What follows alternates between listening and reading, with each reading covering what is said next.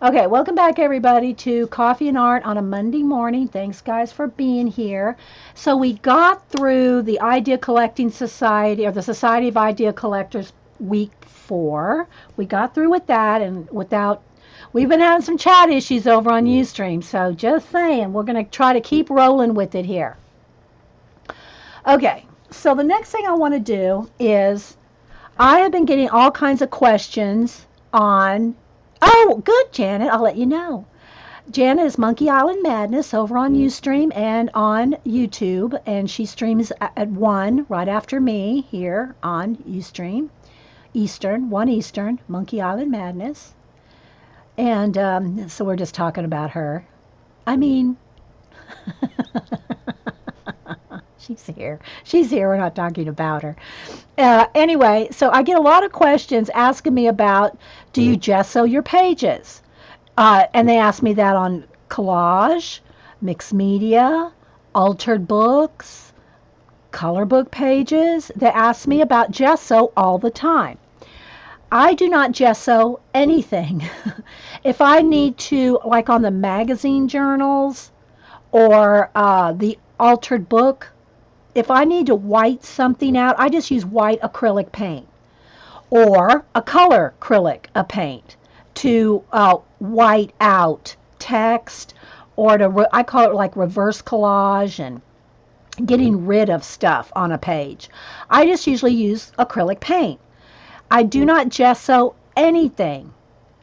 Um, I don't do techniques where, like Paula does some awesome techniques where she'll gesso, and then when she puts a stencil on top with paint and stuff, and it wipes it away. So because you've gessoed it and you're wiping away designs and things, you get a cool effect by doing that. I just don't do those techniques, and so I just don't gesso.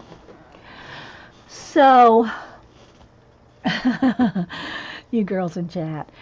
But I keep getting questions about it, especially in color books. Now, as you know, Bennett Klein probably has the thinnest papers of any of the color books. It is like the thinnest, like copy. It could even almost be thinner than copy paper. Now, granted, he does do PDF versions. You can buy his color books and download them and print them on whatever paper you want, right? So if you're more apt to want a better quality paper, then do that. I do not mind them being on thin paper. I love Ben and Klein's work. I don't know, I think I have all but maybe one of his books. I think Orla sent me this one. Yeah, her name's in the back. Orla sent me, I think she has sent me 2 of them, of the different ones.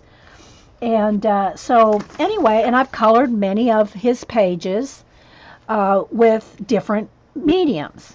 Neocolors, acrylic paint backgrounds, ink tints, different types of pencils, whether it's, Holbe's, the Holbein, or Prismacolor, or whatever.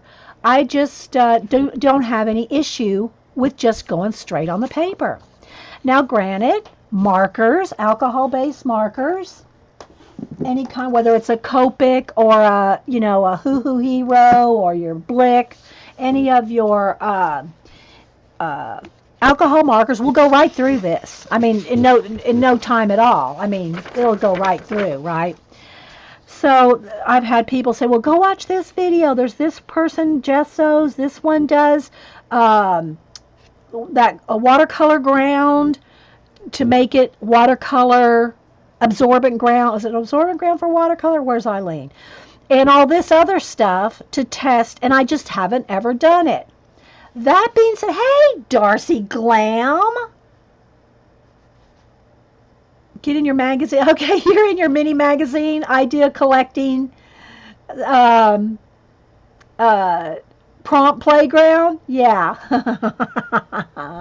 Yeah, he has, and there's another one out, Epic. Yes, Suzanne. Okay. Well, anyway, so because I don't do that, it's hard for me to say, oh, well, this works better than that, and this, and I didn't even have any gesso. I went and bought some clear gesso this weekend with my Michael's coupon.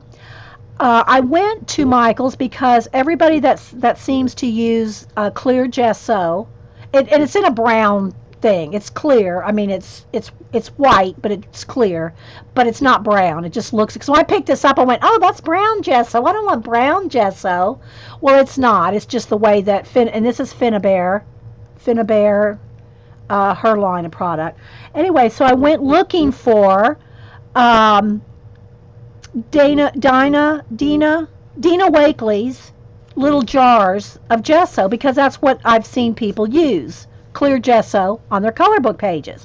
Are those little Dina Wakely? Am I saying that right? Is it Dina? I get Dinah Reevely and Dina Wakely. The little jars of clear gesso. Well, Michael, and I thought people had said they got it at Michael's. They don't have it at my Michael's. They don't sell it at my Michael's, and they don't sell it online at Michael's because I had the guy look it up. He said, no, Joanne sells it. So I'm just giving y'all a little product info here. Joanne sells it, and he said Walmart sells it. But he said, no, we don't sell it. Hobby Lobby doesn't sell it either. At least I've never found it in Hobby Lobby. Or now I couldn't find it in Michael's because I was going to go with what everybody else was using, right? The little jars of Dina Wakely's clear gesso. But over in the mixed media section of Michael's, they have all, Tim Holtz and Jane Davenport, and, the Recollections has a whole bunch of stuff, Seven Gypsies. There's a whole new mixed media section in Michael's now. Well, that's where I found the Finnabair Art Basics Clear Gesso. Okay? So, what I plan on doing is I took out a page. It's a little flashed out there. What am I going to do? Maybe it'll be okay. I don't want, it's hard to see. I think you can still see. Maybe I'll click in one. So what I want to do is I found something that was symmetrical so I can divide it in half. And what I'm going to do is I'm going to clear gesso one half and then the other half without gesso. And we're going to test different products on that. And if y'all have any suggestions, anything you want to see me test with it, or anything, questions on it, put it in caps. And as long as chat keeps rolling, then we'll keep on going, okay? So, again, I'm using Bennett Klein's because his is the thinnest of any of them. Let's see if I can keep that right there for a little bit of... let's just make it just a little bit darker because it's a little, there we go, with the white paper. The white paper wants to flash out, obviously. Okay? All right, so here we go. So I'm going to squeeze out a little bit on a tray here. And it just has a little, tube like this, and it looks white. And I'm just going to squeeze out. I don't know how much I'll need, probably not more than that. For a half a page. A fun experiment, yeah. This is clear gesso. Now, I did do a little test. of the gesso. One of the things I've never liked about gesso, and different brands are different grittiness. What I do not like about most gessos is the grittiness. I don't like gritty. I don't want any grit.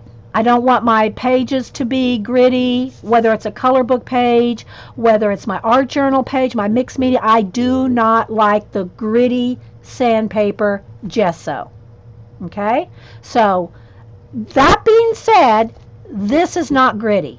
Okay? And I don't think Dinah Wakely's, Miss Wakely, I don't think Miss Wakely's is either.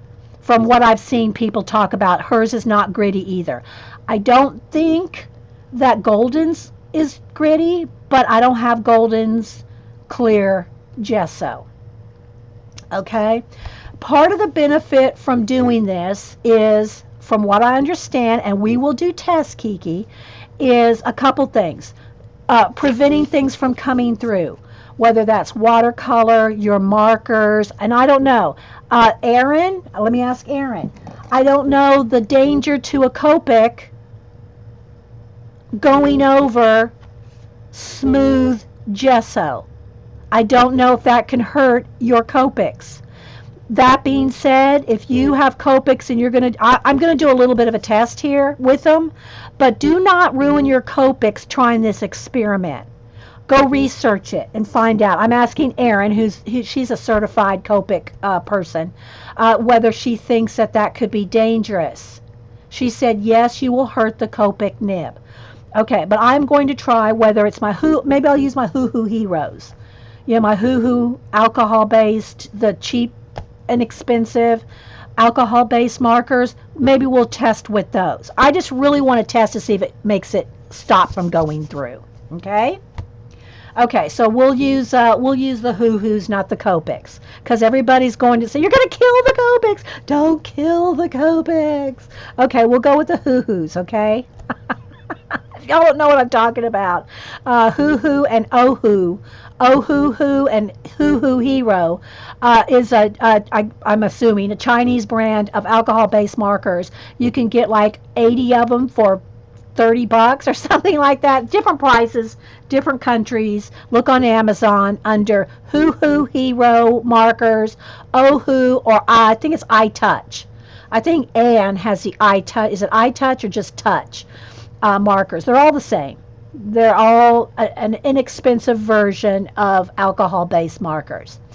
Okay, so it's the nib itself that you'll be hurting. Okay, so Erin's saying it's the nib. Has delicate fibers. Delicate little flower. Okay, yeah, okay, so, and again, Connie said someone uses golden gesso, and it sounds like she's coloring on sandpaper. And I don't know if golden has different versions of gesso, different grades of gesso. I don't know. Yes, we're going to test gouache, watercolor, color pencil, my watercolor pens. I want to test as many things as we can. Okay? No, Lulu is having the baby on Labor Day, Connie. Yeah. For those asking about Lulu, hang on.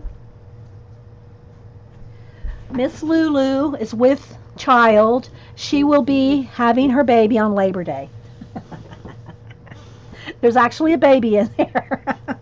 All right, so let me go ahead, and I've just got a big brush here.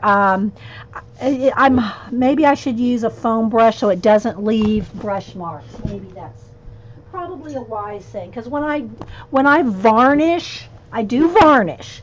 I do varnish my finished mixed media, collage, art journal pages, and my art cards. I do varnish them with, let me show you that, with the Delta Ceram Coat Interior Exterior Gloss Varnish. This is what I use to varnish my art cards and my art journal pages with. And when I varnish an art journal page, I use a foam brush because it doesn't leave marks. When I just do my little art cards, I just use my finger to smooth it out on there. But if you're doing something larger, use a foam brush because it won't.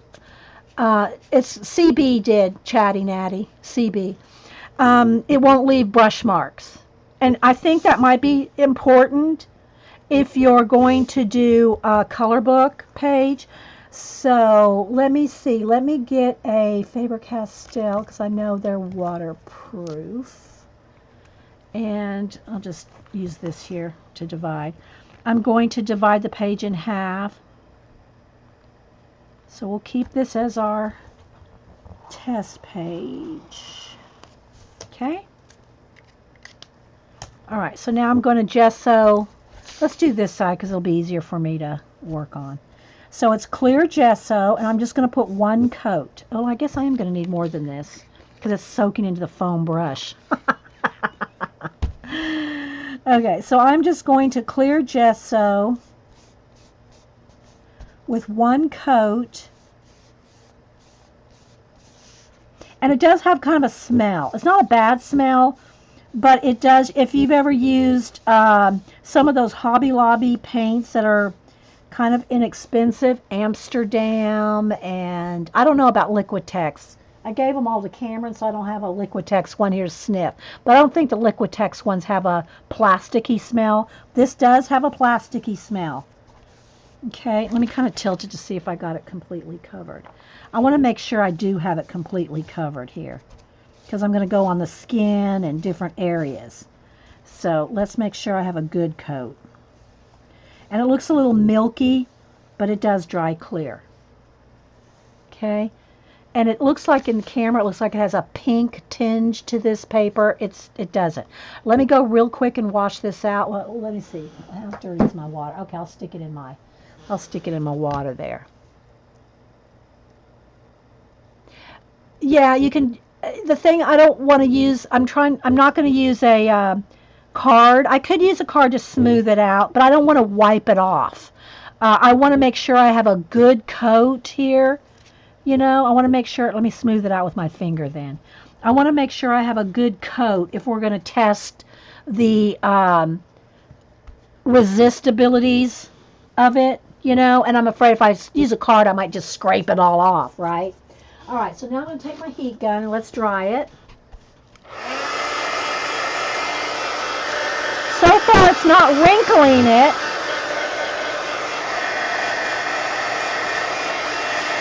Now, I know some, well, let me finish this and I'll tell you.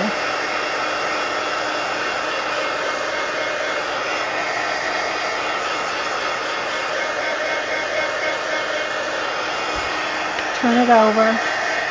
And this is right out of the book. It's not a copy.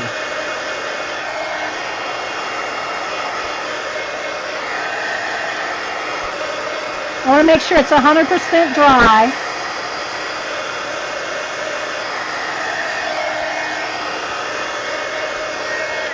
And it's not wrinkling it. I know I've had some people did kind of buckle it just a little right here on the edge, but it's not bad. People say, well, you know, ask about in your Bible journaling and all that. I have the little the color book one, and I'm just guessing that it's probably even with gesso would buckle or wrinkle. Now maybe one of you could address that because I don't know. The thin Bible pages, a thin layer's enough. You don't need layers of it. Thanks, May. The YouTuber gesso's it 3 times. We're only going to do it once. Here, all right, let me beep, beep, beep, backing up the bus on that, baby. If I had to gesso a color book page 3 times, ain't happening. It probably isn't going to happen with one coat. But I'm doing this for you guys.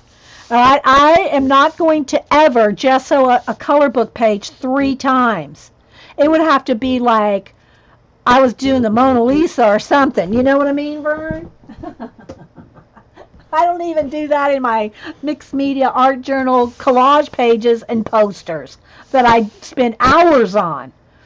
So, yeah. If one coat won't do it, ain't getting done. All right. So, anyway, if y'all know anything about the Bible journaling pages with clear gesso, if it buckles, and it may depend on the gesso too, guys. You know? And so the thing that I didn't test it before I bought it, but I did open it and go like this in my fingers, and it's not gritty. So I would suggest, we know that this one's not gritty. We know that, so from what I see online, that Ms. Wakely's little jars of clear gesso are not gritty. But if you're buying, you know, an artist brand clear gesso, you know, I don't know what to tell you except research it, because you don't want gritty gesso for your color book pages. All right, so that's perfectly smooth. Now, I did kind of roll the page up there a little, but those kind of things, you can just roll it back, I found. You just kind of roll your paper back. This is thin, guys. This is thin, thin, thin paper. I mean, the thinnest copy paper thin. Okay, so Anne did 3 layers in a colorful lot. I mean, in what book, May? I didn't see her. Yeah, I watch Anne, but I don't get to watch every video. So I must have missed where she did 3 layers of gesso. Was she trying to do an experiment like this too and see what happens?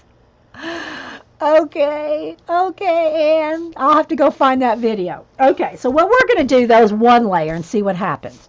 So let's see what we want to test first. Let's go ahead and test our watercolor pen, our clean color, real brush, Zig Kuretake watercolor. The reason I'm going to test this is it's real watercolor, okay? Used Finn's Gesso recently. It was nice. Yeah, it is nice and smooth, CB. And good morning, Mama. It was nice. It was nice and smooth. I mean, it is nice and smooth. So I'm going to get a couple of colors, and because these will blend. Okay. Now, I want to try to get as much explanation as possible. They will blend, but this is not watercolor paper on the regular paper. Okay, so let me write non-gesso here and gesso here. Just so you can tell, right? So y'all know what side I'm working on. Sweet Lulu. Okay, so what I'm trying to say here is I'm going to get 2 shades of green. Well, let's go maybe with blue. Let's see. Or just orange. I want something that's going to show up is what I'm thinking. So let's go with a darker green and a lighter green. And I think my light green's almost out, so I might have picked some bad color here to do a test. But I am going to zoom in just so y'all can see better, right? And it does look a little pink, and that's the lighting. The paper is not pink at all. Okay? Okay.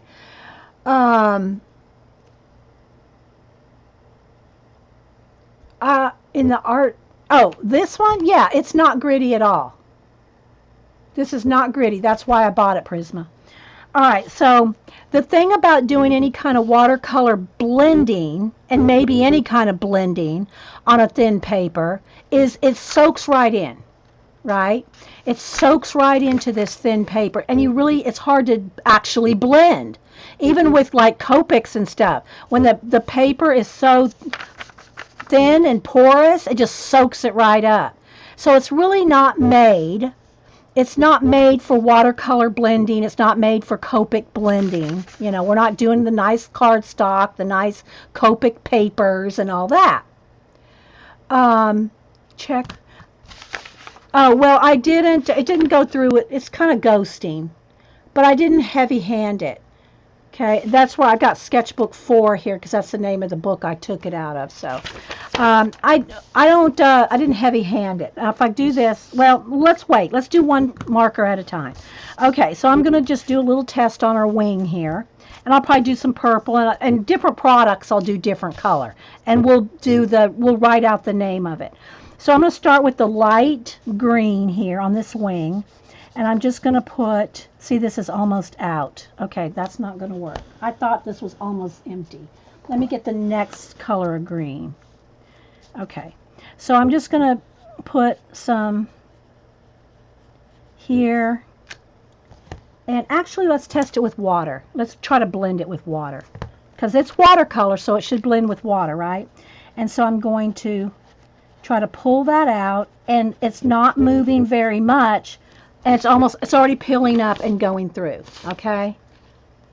This is way more than I do when I color anything. When I do it with just a color book page. But remember, I picked Bennett Klein's because it's the thinnest. All right, so let's take the green and go over here on the gesso and try to blend it out with water. All right, so I'm going to put some on. The paper is not pilling, and it's blending really nicely out. And it did not go through. So the colors are floating on top, so they're not as dark. This green is actually this color. So you can see the change in color it does. Now I'm going to try to put another layer here in a minute. Let's let it dry. That's the color of the marker. This is what it looks like on top of gesso.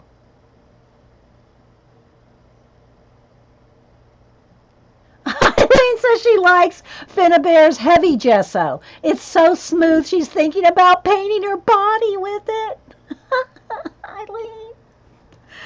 I guess I don't know that this is heavy. It just doesn't say. It just says clear gesso transparent or transparent on there. Eileen. Okay, so there's the first difference. Let me get notes here. Let me get a thicker pen. And I'm gonna use a Faber-Castell Pitt because it's waterproof.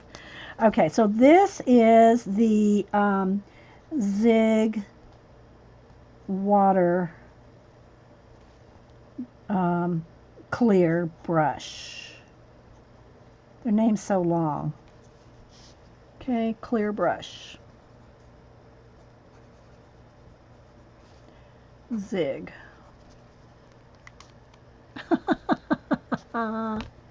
Yeah, I'm impressed too. Look, it didn't go through at all. Here's where I'm going to test though again. Is the color itself is not true. Okay? The color is not true. Now, what I'm going to dry it and I'm going to see if I can put another layer on here and get it to this color. If I can put a second coat on here and get it that rich dark green, then I'll be happy. All right, so let's dry it.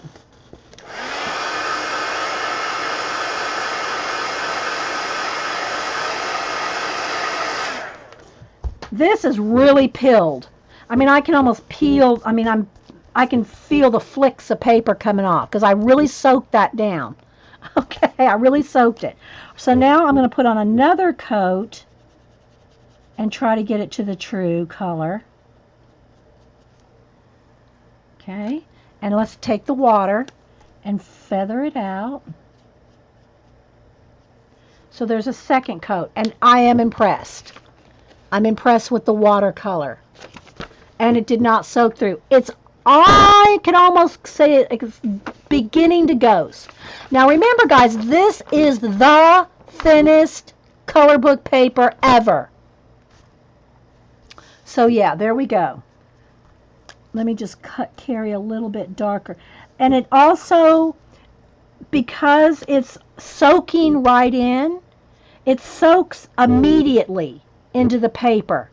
So you can't really move it as the same. I mean, it's feathering a little, but it's pilling as well. Okay. Let's try another color. Let's see what happens when I take a yellow, for instance. Let's take yellow and see if we can blend. See if I can blend the light. Yeah, I'm going to do that now. I'm going to try to blend the yellow in here. So let's just put that. See, that just soaked right in there. Now I'm going to take yellow and let's see if we can blend. Yes, it's blending. It's blending really awesome. I mean, for the paper that it is, it's really, that's pretty good right there. All right, now let me try to blend this. And it's not, the dark green is not moving at all.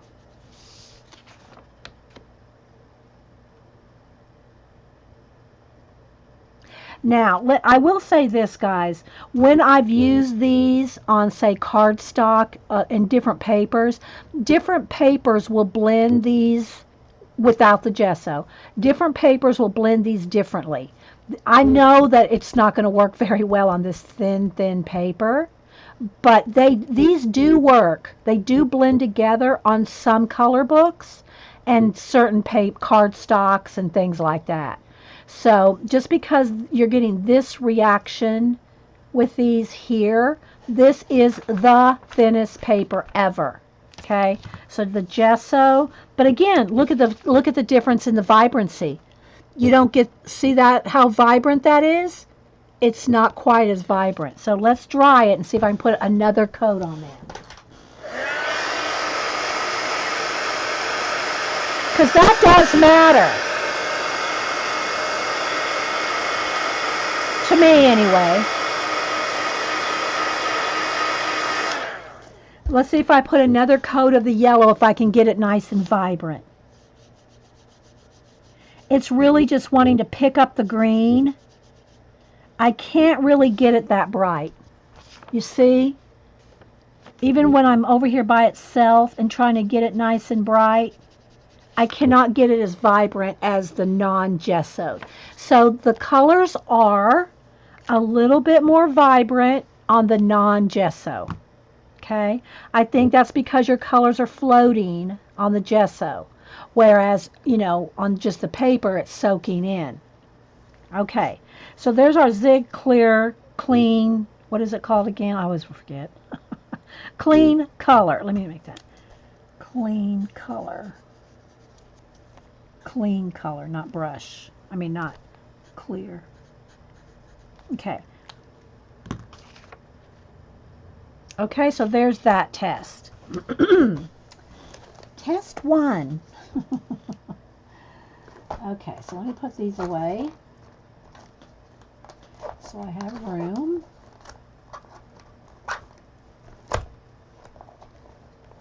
Because I love these. I love these. Let's do next. I think any watercolor is probably going to do this effect. What do y'all think? Should we try just, can you get, well, we haven't got to, yeah, Pepper, we haven't got to the pencils yet. We're going to try all different things. That's what we're doing here. We're testing out different mediums. Let's go ahead and test with some watercolor. These are just the Jane Davenport skin tone ones. We have lots of arms and legs to test. Lots of arms and legs to test with the different mediums, right? So let's go ahead and test. I'm going to take my water brush. And I already know it's going to peel. I know it's going to peel because, it's the nature of the paper's thin. But, okay, so I want to do, let's do her underarms here. And I'm just going to take the skin tone first. I'm just going to take just the peach color here. It's called Buff. I'm going to do a layer of buff on both hands, or both arms.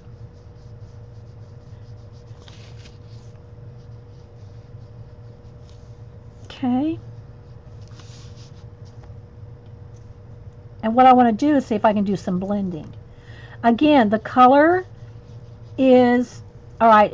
Well, that was probably not a good idea. I'm picking up the green. Look, the green is smearing into it because it's well, that's something good to know, though. So I'm putting watercolor next to watercolor on top of the gesso, and it's because the watercolor is floating on top, it's pulling the green right into her arm. See what I'm saying? All right, let's try that. I need to test it on a leg or something.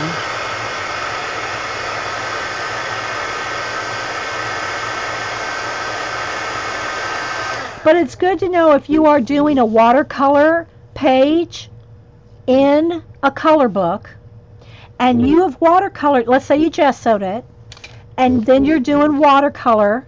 If you touch that with water again, it's going to reactivate it. Okay? It's going to reactivate that. So just be aware, it's just kind of like regular, any kind of watercolor. If you touch watercolor to watercolor, it was dry. Yeah, it was dry. The green was dry when I did this. And when the water touched the green, it pulled the green into her arm. Yeah. All right, so let's do a leg here. So I'm going to do the same thing, but with nothing touching. Okay. So I'm going to get that same peach color. And let's put it down here.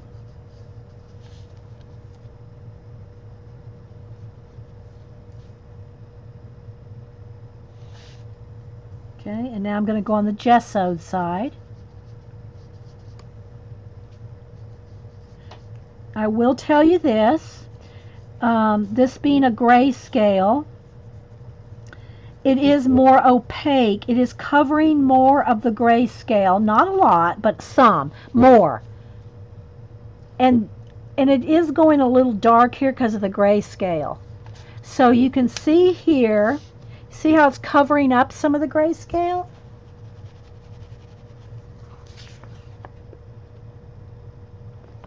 So you lose some grayscale even with watercolor going over the gesso. All right, now let's dry this.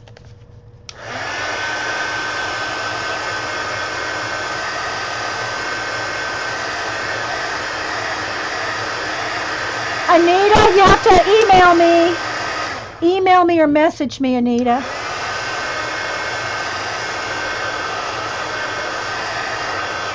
Okay, I can tell that this side's buckling a little bit more than the gessoed side.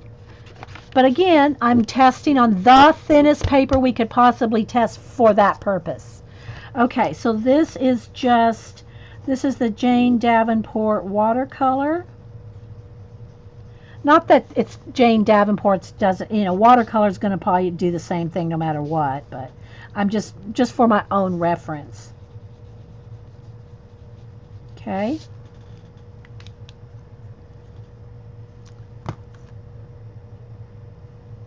All right, now I'm going to shade. I'm going to blend. So now I'm going to try to take let's take some of the sienna color, which is called Kiss Kiss. Let's just get a little bit of, I just want a little bit of orange. I'm not trying to make her skin tone correct. I just want to see if it blends, right? Oh, did it go through the back? Yeah, it did. And you can see how much more wrinkled it is on that side. It did not go through on the gessoed side. Here's the gesso side there. Okay.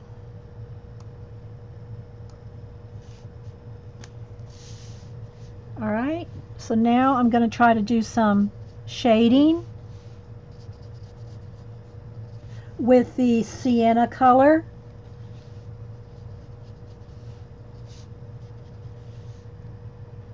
Okay, let's do this leg. I'm going to put it on and see if I can then blend.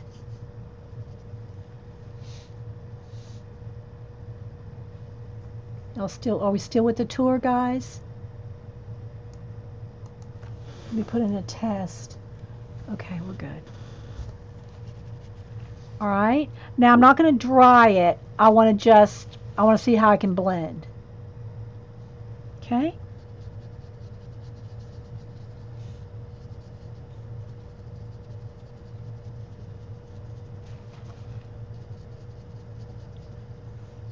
It's blending way easier here.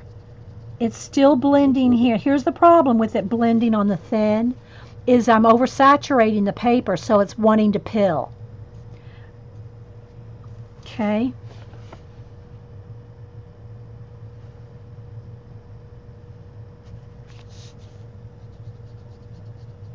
The watercolor is more floating. It's not sinking into the paper. Therefore, I can move it more. See, it does lift off. This doesn't lift off here, but it doesn't blend as well either. So there you go. You got your skipper hat on, Prisma? Okay. And I'm not being real neat here, but But I'm obviously able to get, I'm on my third layer here of water. And that's pilled right there. See how you can see through the color of the paper right there? It's pilled right there. And then here's the back.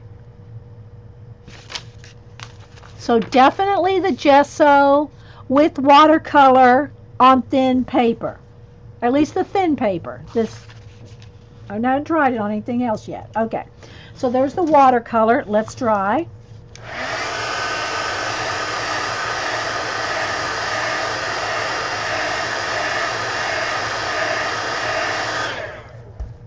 Okay. Alrighty. Now let's do the Crayola markers. Let's take an orange and a yellow.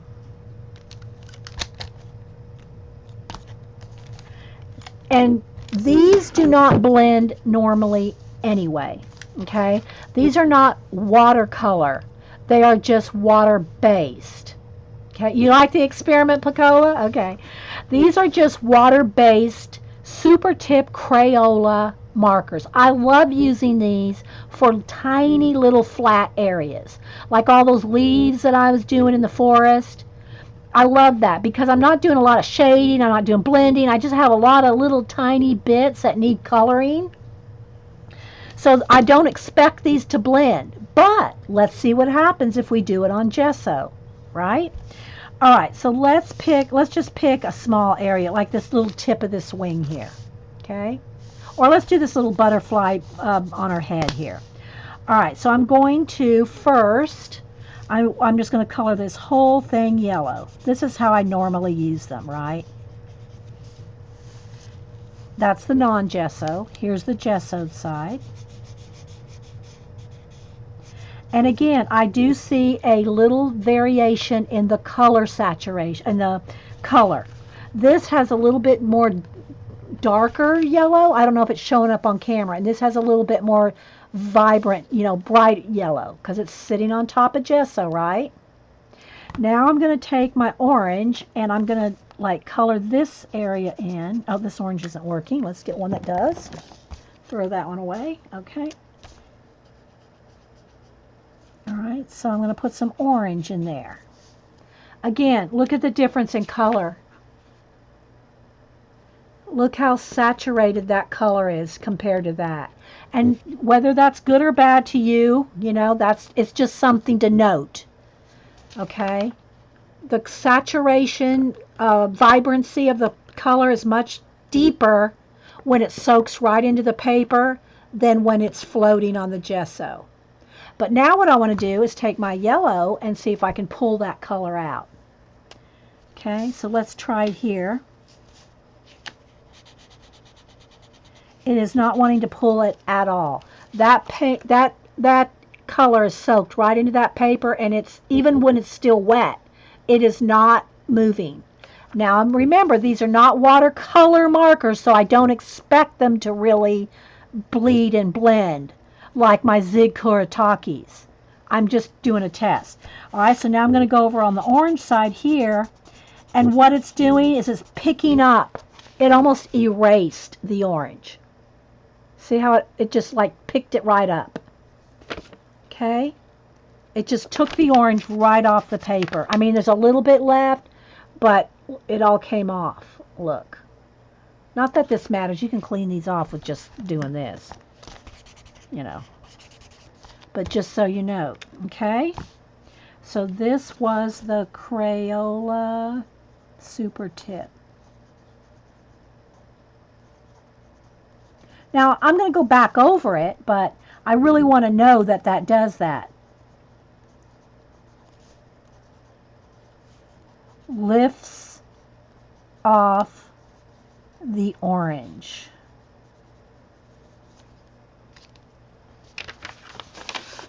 And it did go through on the non-gesso. It did not go through on the gesso.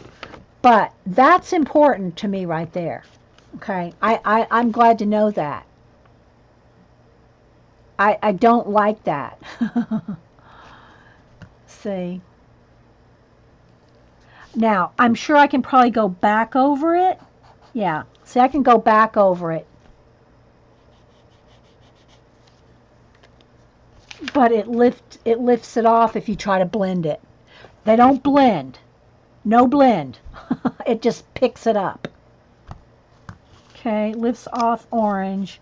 No, not blend.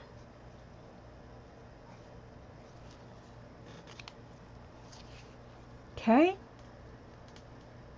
So that's good to know. All right, so that's what the Crayola soup. And I'm trying to think of stuff that we use all the time in our color books. We're going to get to pencils. Hang on, guys. Hang on. All right, let's try felt tip markers. These are just, they're the touch markers that I got these at Jet Pens, but they're kind of like a felt tip type marker. So let's go with pink here and just see what happens, right? I just want to do a little test. These are not made to blend.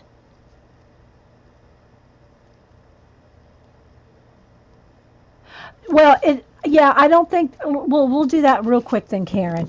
Oh, Karen said maybe it needed to dry. Okay, so let's dry it really well. Now let's try to, what happens if I try to blend that? Because that was the test. See if I can take the yellow and blend it now. It picks it up. It does the same thing. It just it takes it, it erases it sort of. It picks it up. It doesn't blend. I mean, you can see a little bit of it there, but it really just picks it right back up off of the paper. See, onto the pen. I don't think it's not the drying, it's the nature of the beast. Okay, so now I'm going to take it's just like it's a fine point, but it's like a felt tip. It's just like a marker. Let's see, let's just do a little bit of the flowers in her hair. Because these little pins like this we use, right? We use these in our color book. Now, does it matter to me if it goes through? Not if it's just a one-sided page. Because a lot of things go through on a one-sided page. And it never bothers me if I'm doing a Bennett Klein. I take them out of the book anyway. Or at least put a piece of cardstock behind it so it doesn't, go through. But this is just a felt tip marker.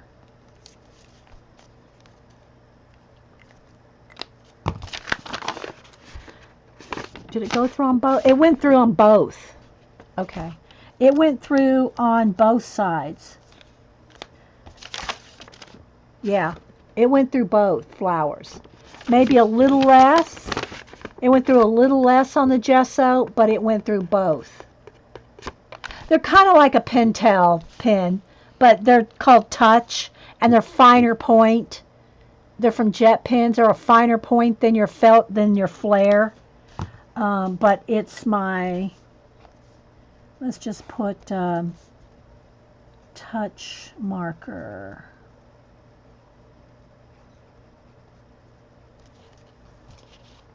On the pink. Okay. But again, this is only something I would use in tiny, tiny little areas. Same thing for this. It's not like a major blending thing or anything like that. But I just want to try to, test anything that might go through.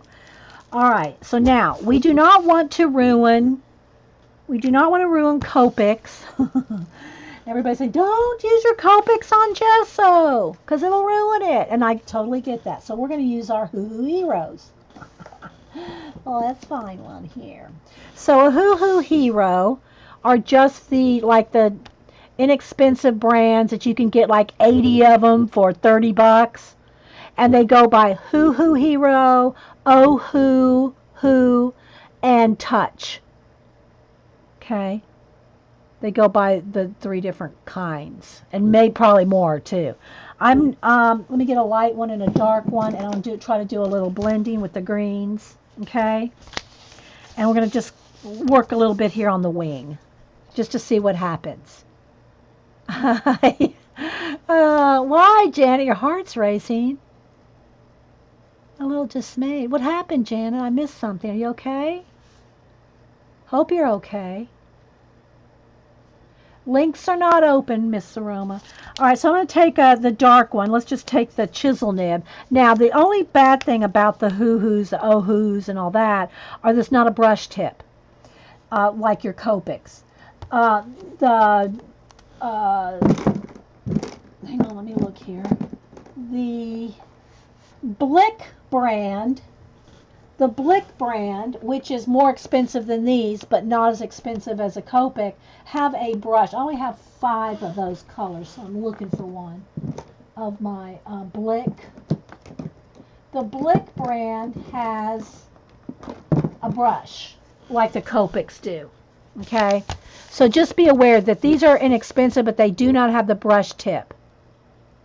Oh, you have pins you don't have? The Hoo Hoos and the Oh Hoos are the same. I think you just get a little variation in colors because you get a variation of colors, but I think the sets have some different ones. Okay? Okay, so let me just, I'm going to use, it has a chisel nib and it has a bullet nib. So for color booking, these are fine. Okay, for color books, you're not doing, unless you're doing a skin tone or something like that. And I just bought the set. I think there's 6 in the set. I have 2 of the sets. I bought 2 of them. The skin tone sets in the Chow that have a brush tip, Copic. These are more cheaper than your other than the Sketch. Okay.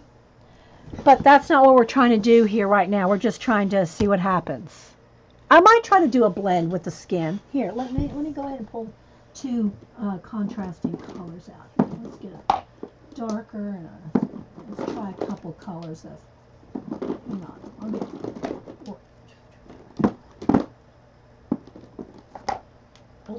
We'll try to do some blend too with the Copic Chow. And I know it's gessoed, so again you can hurt your Copics on the gesso, but I just want to do a test. Julie Topaz says her Ohu markers are dwindling. You've used the heck out of them. I've seen some of your color book pages, Julie. Oh my gosh, no wonder. Okay, so I'm going to take the chisel nib, the dark, and I'm just going to put a mark of each here to see what happens when I blend. Okay, first off, first thing you notice is how one that's the true color there. That's sitting on top of the gesso. And I know that it's going to go through. It did not go through on the gesso side, but you got to consider, can it ruin your markers? I would, because the girls have said that the Copic markers are the fibers in the tip of the Copic brush. I guess it's probably special and better, and that's probably why they're more expensive too. It's probably not the ink. So, you want to use that on a gessoed page? Probably not. But I'm going to try to blend and see what happens with my Ohus. Okay? Okay, remember, this is very, very thin copy paper-like type book. All right, so let's see what I can blend with my... okay, it's really not blending at all. Look. It didn't blend at all. On this paper. Again, this is not marker paper. These will blend on better paper. Okay, this is cheap, inexpensive paper. These do blend, not as perfect as a Copic does, but better than that. Okay, now let's see what happens if I go on top of. Okay, what it's doing, it's kind of doing the same thing. It is blending, but what it's kind of doing is the same thing as the Crayola. It's lifting. It's lifting the ink. So let's go in with another layer of the.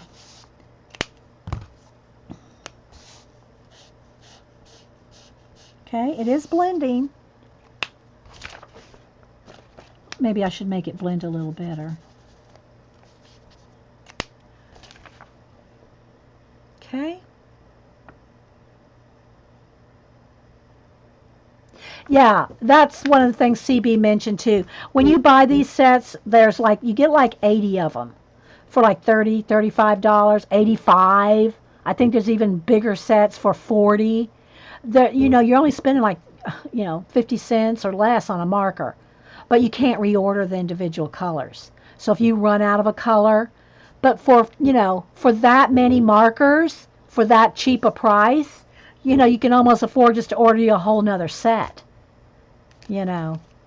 After, and they're going to last you a long, they're going to last a big while. I mean, I can tell you, Julie Topaz has probably colored 100 pages. She's colored a lot. Yeah, so now here's the thing. This is on top of gesso. I don't know if that will eventually ruin your alcohol nibs on, even with the cheap ones. I don't know. Okay? But that looks good, doesn't it? Let's try again. Don't recommend using your Copics on the gesso, but I'm going to try those arms right there. Oh wait, let me write this down. I don't want to forget here. This is the uh, Who Hero.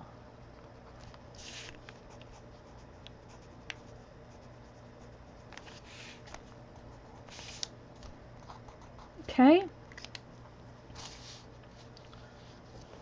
Yeah, exactly. So I'm going to go ahead and test with 3 shades of brown. And I did them, they're not close.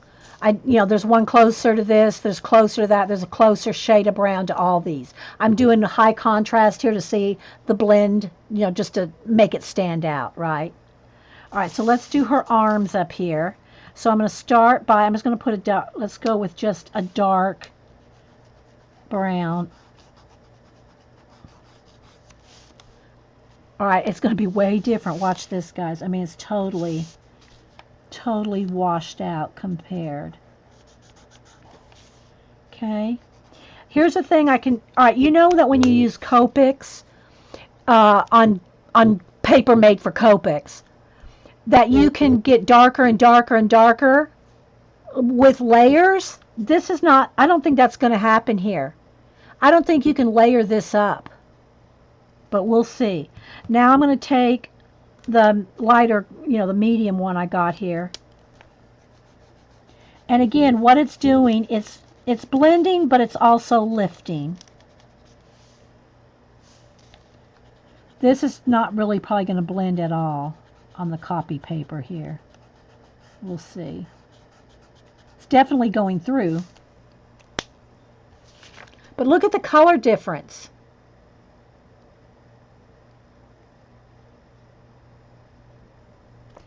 All right, now I'm going to go back with the dark here and see if I can add another layer. See, it's not wanting to layer, it's lifting. So even though you can get a blend with the Copics on here, on the gesso, it's not going to have those, it's not going to blend. Even though this is not blending that well because it's on copy paper, it's more lifting than anything. It's almost acting like your the Copic blender pen, like it erases, See? So you don't get the color. I'm picking up the color with this one. Does that make sense? This is my Copic Chow. Not that it matters which one it is.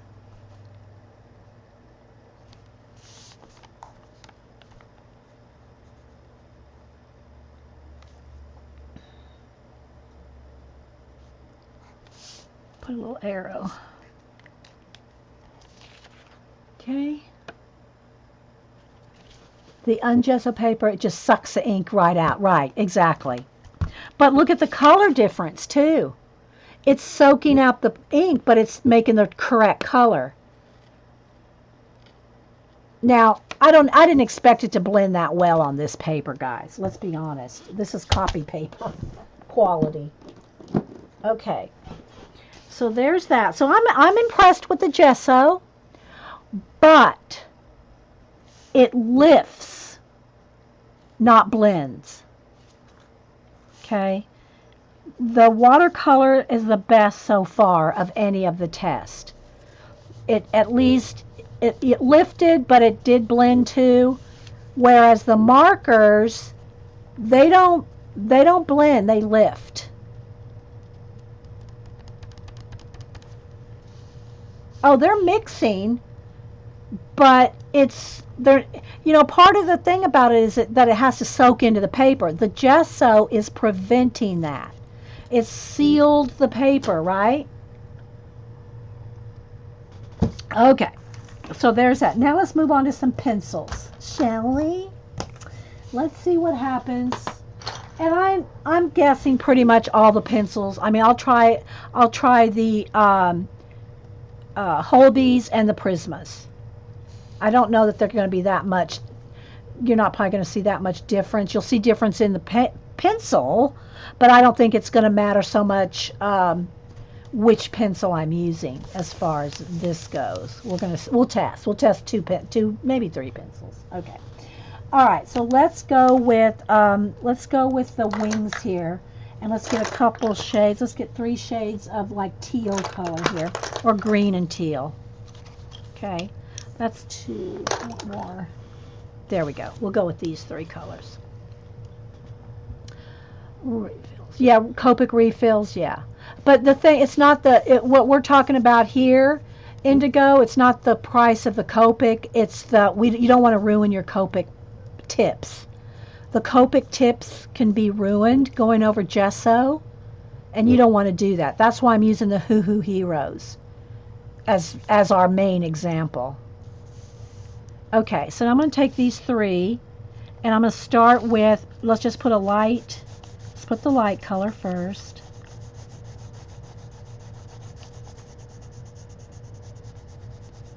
On just the plain paper. So we can just see, I'm going to put the same amount of pressure.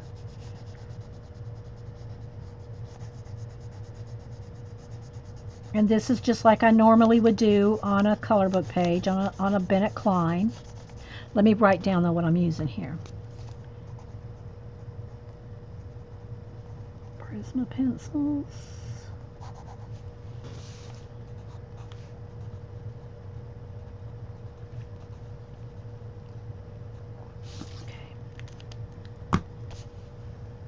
I don't like the Prisma on gesso, but the polychromos were okay. Well, I have a few polychromos. I don't have a full set. I just have a few. You know, picked up a couple at Blick, and that's just not the pencil I use all the time. So I'm going to use what I use all the time. So we can do a little test with a couple of polychromos just for a test, but it's not my pencil of choice.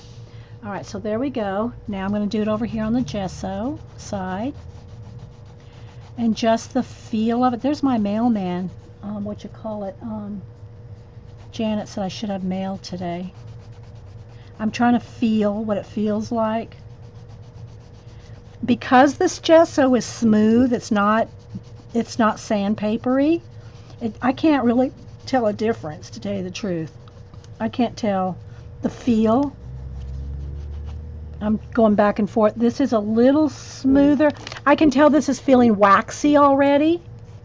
This one just feels, not that may or may not make a difference. I don't know if the gesso is going to prevent wax buildup more or not, you know? Oh, thanks, Sandra. So they look the same. They look the same. So now I'm going to go ahead and take the darkest and do the darker area. I'm ignoring this part, guys. I'm keeping it separate from that.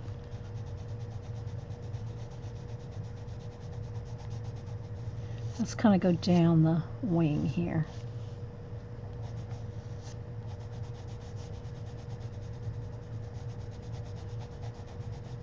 Okay. I'm going to do the same on this side. It really doesn't feel any different to me.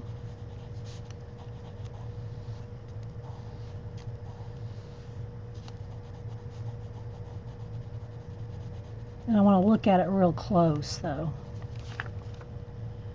because I haven't put full pressure, so I still see white of the paper through the dark color, because I'm not, I'm a blender. So lots of light layers for me, right? So they pretty much look the same. They feel the same. This does not feel gritty at all. And this is the... May says she thinks she can layer more on the gesso. Well, we're going to see. I'm going to keep on it here. So now I'm going to take the mid-tone to blend the two together.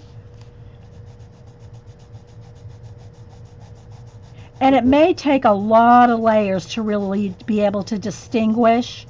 It may take 10 layers to be able to tell. And I'm also need something under here because I'm picking up crud off my table.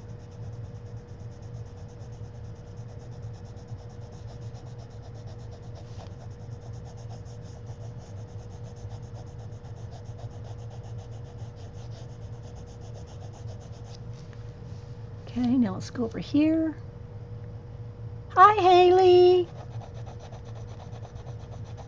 We're doing tests with gesso to see how gesso affects different mediums.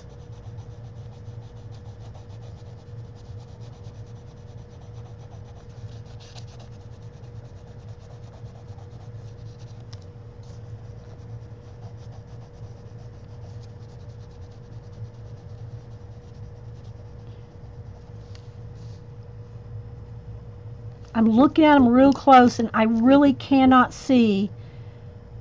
They both have white still showing through because, you know, more layers, right? The gesso normal price for this 8.45 fluid ounces, almost 8.5 ounces, was $10. But I had a coupon. So, you know, you have coupons you get for like $5. Which I never buy anything without a coupon. And it's the Finnabair. Oh, no, Finnabair. Clear gesso. And it, even though I thought, is that brown gesso when I picked it up? But that's just the color of the jar, of the tube. It's clear. And it's not gritty at all. Not gritty at all.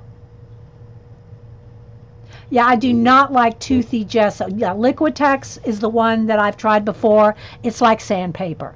Now, saying that, Liquitex may have a smoother one, a more, I don't know what they call it, high grade, I don't know. They may have a different kind, but the one that I bought from Liquitex was very gritty. And there's a place for that. You know, they're made to sell to art painters, not colorists. You know what I mean, Vern? All right, so now I'm going to go to the lightest one again, and now I'm going to put a little more pressure. Let's just assume that I'm done with all my blending, and that's all the blending I want to do. So I'm going to like finish it off. So I'm going to put more pressure to see if I can get rid of the white and what it feels like. You know, the white paper, right? Let me sharpen.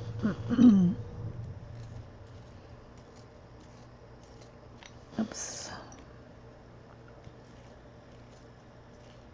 I'm reaching over here, guys, to sharpen. I don't know why I pick my little tiny nubs all the time. So now I'm going to try to, like, let's just say I was going to do a final blend and get rid of all the white, which you don't want to do any harsh pressure with your pencils because once you bend into the paper, once you burnish your paper, you really can't blend anymore. You can layer and darken and like push more pigment on top, but those blendy layers, once you've burnished your paper, there's no going back. Okay, so K-Berg said the Liquitex professional grade is smoother per Seth Apter. Okay, well, he would know.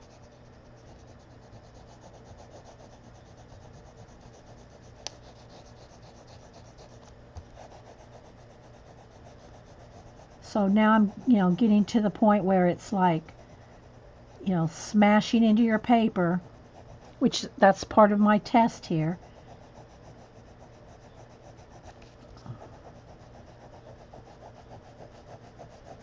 And this, I know what's going to happen on this side.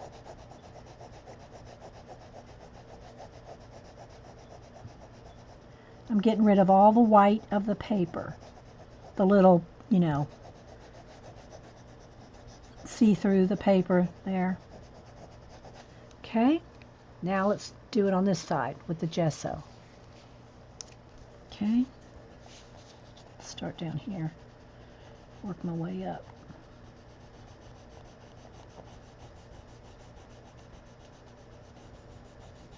It does feel a little different.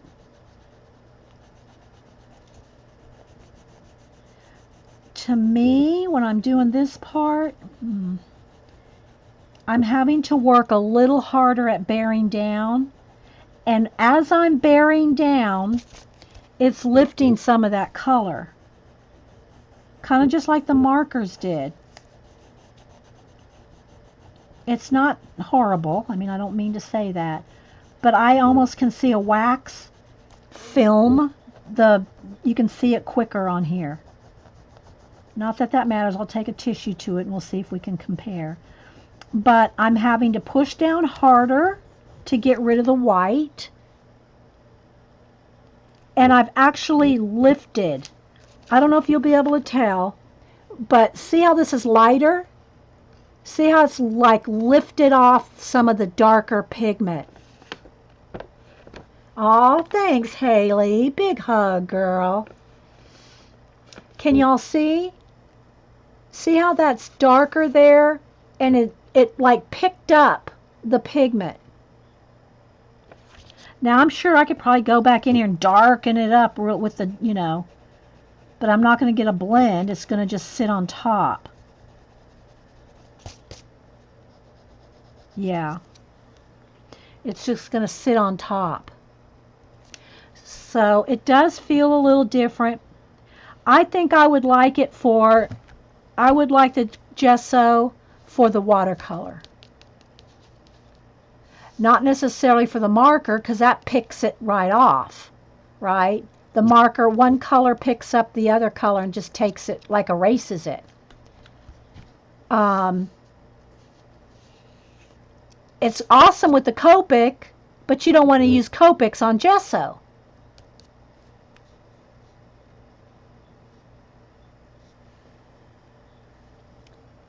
It's a bit grippy and rubbery, the gesso, rather than toothy.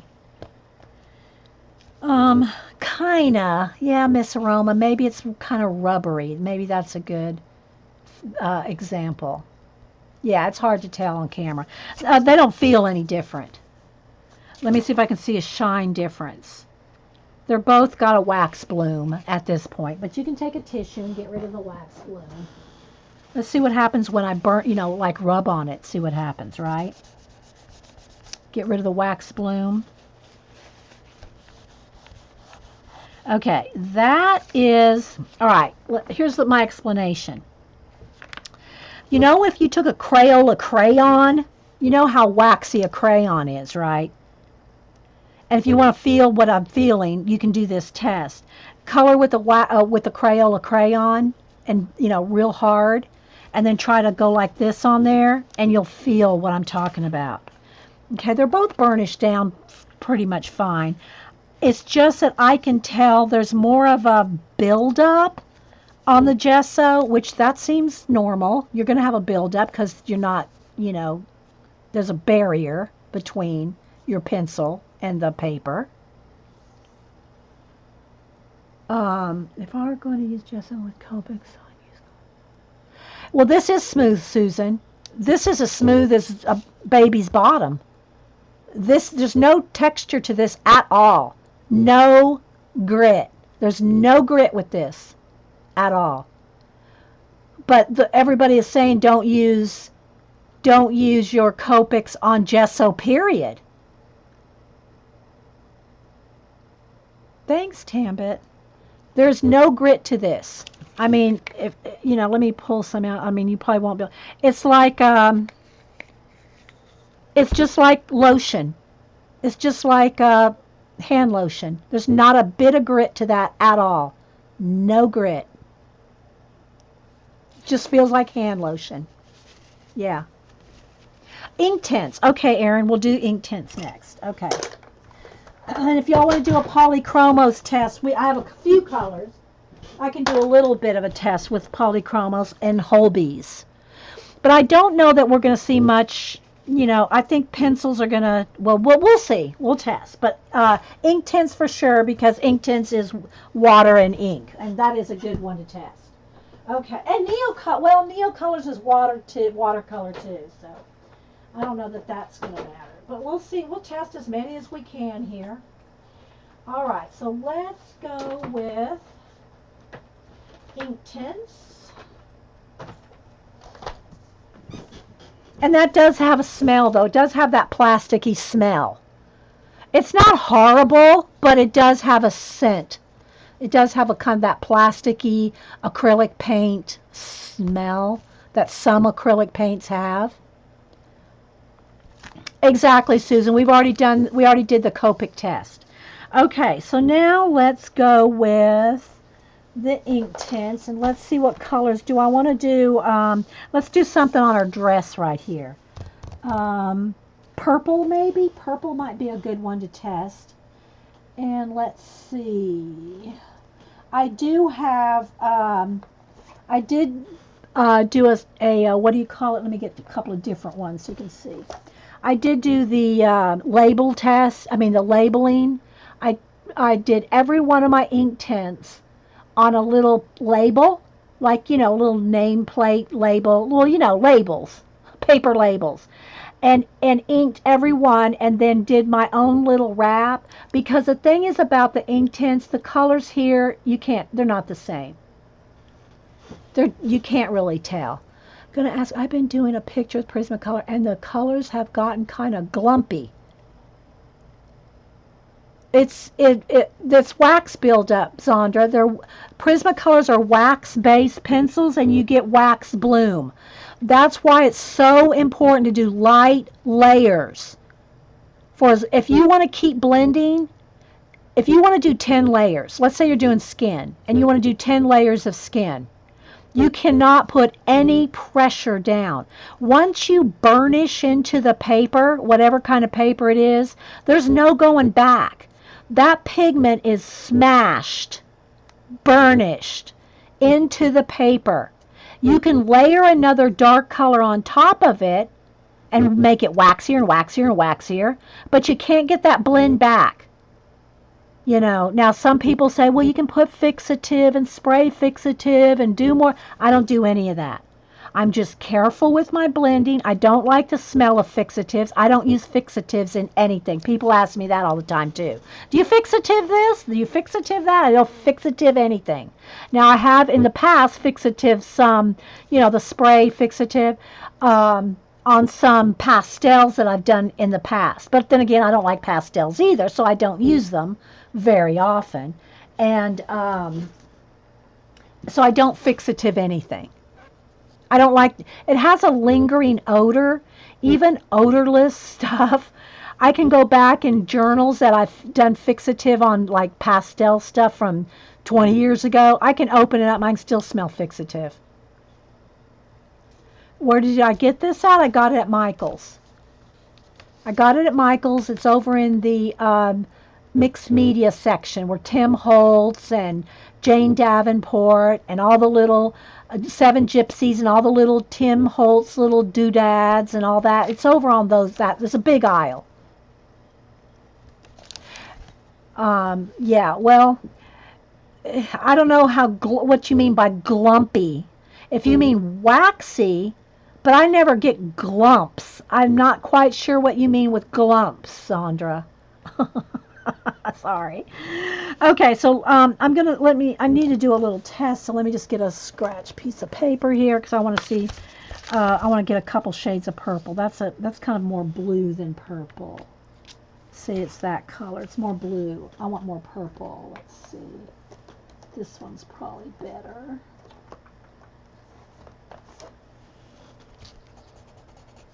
It's not much different. Maybe I need to, let me go to the other, let me flip side it and go more into purples. Let's see. Because I want a nice light one and a nice dark one so that we can see. So I want to go with almost like kind of that's too brown. Let's go with, I could even go with a magenta just so I can see the blend. So I'll go with kind of a red violet and then the violet.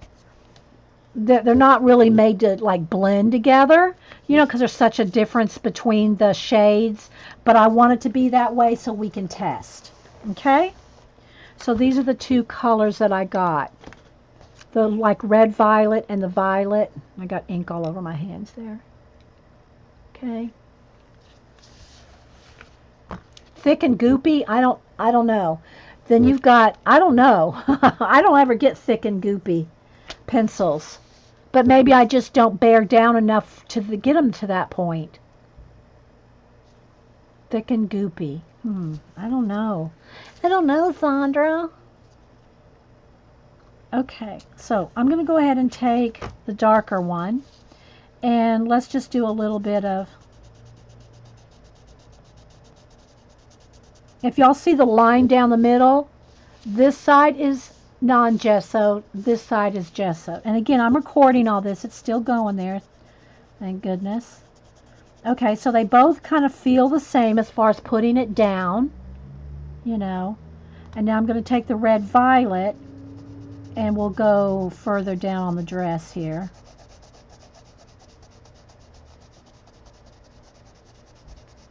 As far as the feel, I can't really tell much difference on the feel.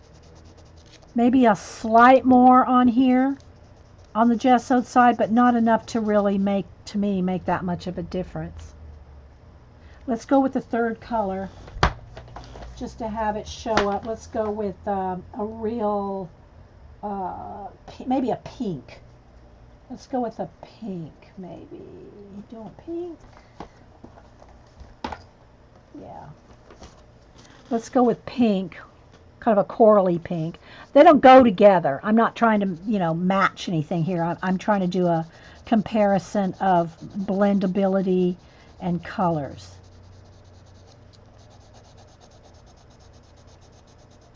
I can feel a little more texture, but then again, the ink tints, the pencil itself, is more scratchy than like the Prismacolor. So it's going to be a little more scratchy anyway, but it's a little more scratchy on the gessoed side.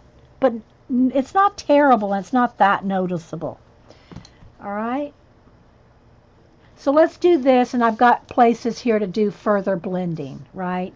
All right, so let me write down here. This is ink tints.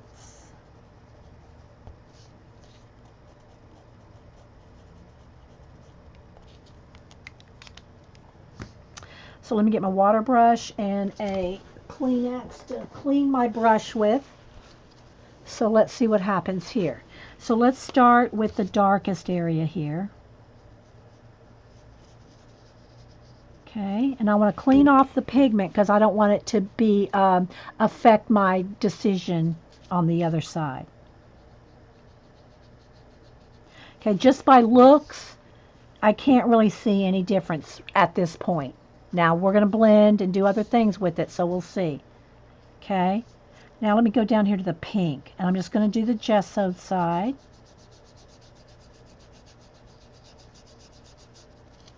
And clean off my brush so it doesn't affect the other side.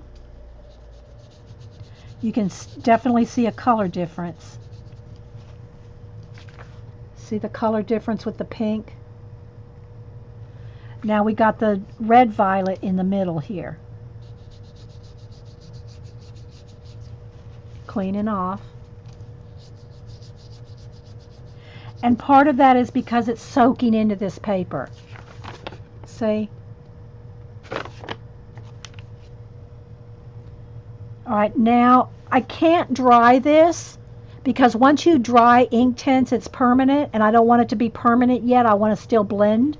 So I'm going to keep playing here, and I'm going to see if I can blend these two together. Remember, I want to see if it picks up the color. Okay, so look how, see that light area right there? Look, if I can almost completely pick that up. Look. Obviously, I'm not going to be able to pick up anything on that side. It's soaked in. Let's blend this out. Again, what the gesso does, this side's barely blending. What it's doing, it's picking up. See, look. It's removing the pigment, which is what we expect. Yeah, I like the gesso side too, but when I go back over it, Eileen, it's picking up the pigment. Look. See, I can just pick that right up. So I think it's going to depend on the effect you want, right? See, now when I dry ink tints, it's permanent, so Eileen just doesn't care for ink tints. But let me put a little bit more down here. Let's go with the light pink, and I'm going to put it kind of heavy. Okay, I'm going to put it kind of heavy on both sides. And see how much I can pull. Just pull the pigment.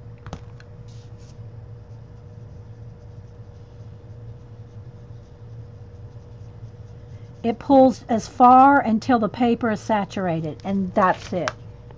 That's as far as I can move the ink tints. The paper is pilling right there.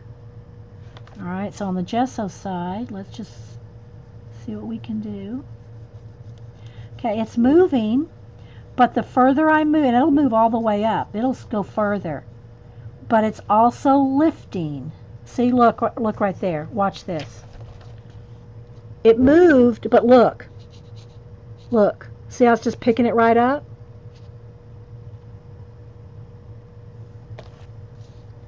So I'm thinking if you use the ink tints with gesso, you can get some good effects, but you're going to have to be very careful of the fact. Let's do a little more here on the top. You're going to have to be very aware of the fact that it's lifting.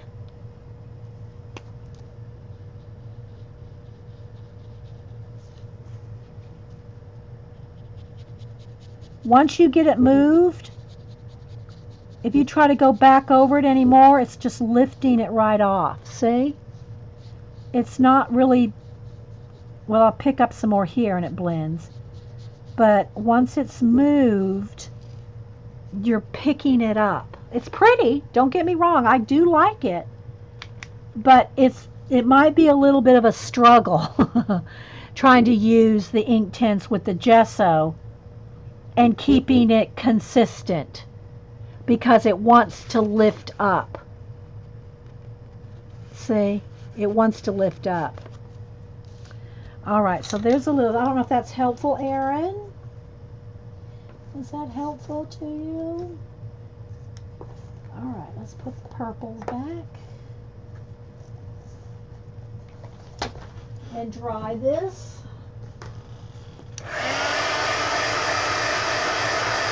Hey, Kate.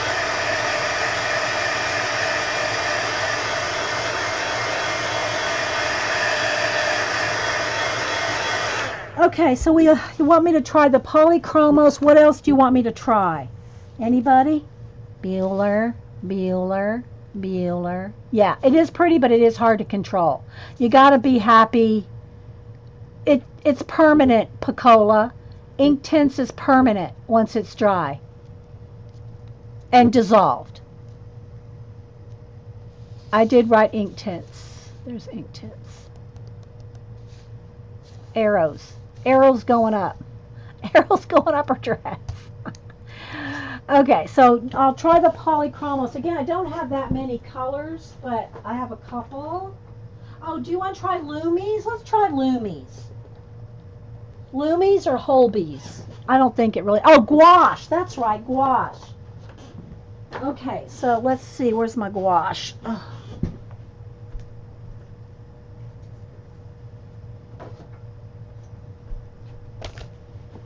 Okay, let's try some gouache. I did the super tips, Beth.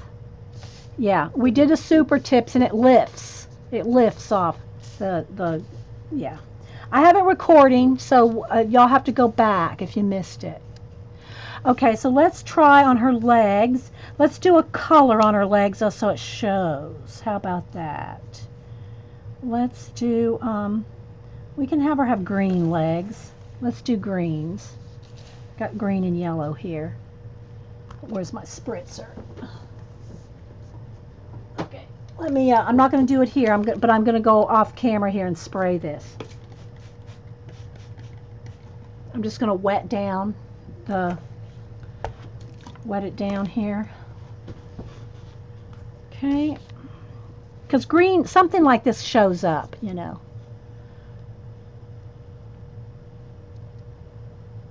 You like the page now? Yeah, she's she looks pretty colorful, doesn't she? Okay, so we're gonna do. Well, let's do. Maybe we should do orange. Let me go ahead and spray the orange. Okay, let's get the orange. We'll go orange and maybe yellow ochre. Okay, something in here on our legs just to test. Yes, this is gouache. Yeah, this is gouache. Yeah, we're onto the legs. Yeah, it's the kind of gouache. It's just the Hobby Lobby brand, like probably like Master's Touch, something like that, or I don't know. It's cheap ones. Cheap ones. I mean, inexpensive. Okay, so let's go with those. All right, so I'm going to just start. I'll just go ahead and start with the light orange here. Not the yellow, but the yellow, kind of yellow orange. And again, I want to keep it kind of thin because I want to blend a little. So let's put a layer on the leg here. Soaks right in. Remember, if y'all are just joining us, this is the Bennett Klein book, page out of Bennett Klein's book, and it's just like copy paper, right? It's thin. So I mean that's soaked right in right there, right? And then the gesso side, let's go over here. It's going to sit on top. But I do notice that it does cover, and gouache is going to be more so than even watercolor. It's going to cover up some of your grayscale, I think. Not all of it. I mean, I can still see it. Okay, color-wise, you can see this is changing color because it's soaking in the paper. So the wetness of the paper is kind of changing the color there. All right, so now I'm going to take let's just go with brown. I mean, I'm going to go with sienna because I want it to be very obvious. I'm not trying to do a full-on blend here. I just want it to be obvious, right? All right, so now I'm going to go in here and shade this leg here.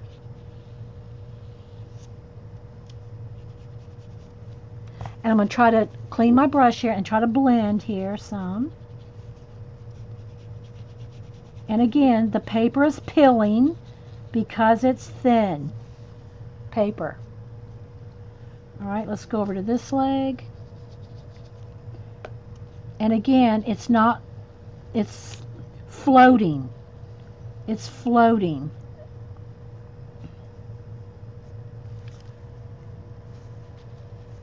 So when I go to move it, it's sitting on top. It's a little harder to blend because it's floating. Let's dry it and then do a test here.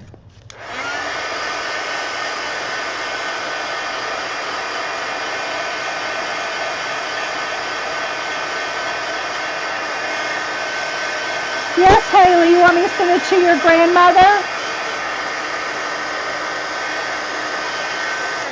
Haley, you need to do the idea notebook.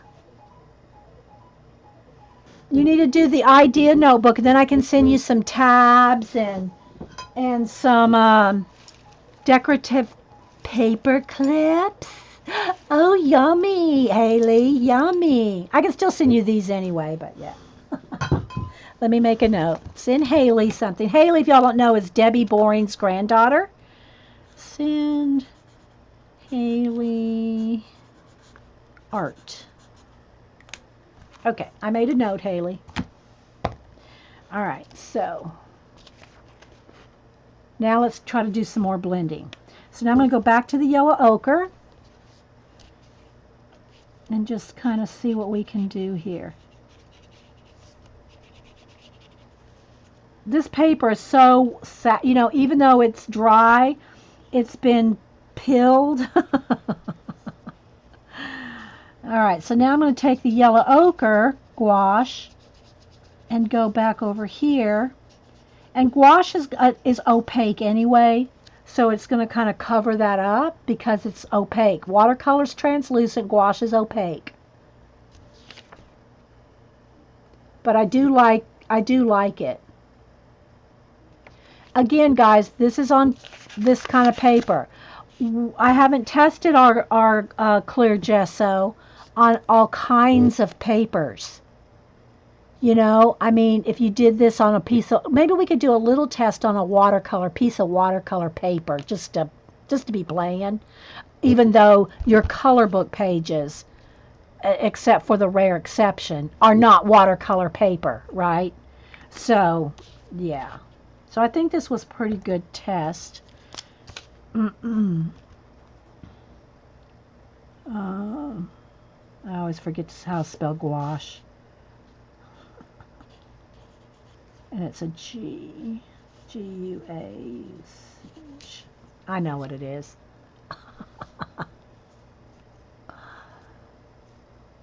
Yeah, oh, hey, Jean. Yeah, this side is no gesso. This side is the Finnabair clear gesso. With all different, with all the different mediums that we've tried this morning.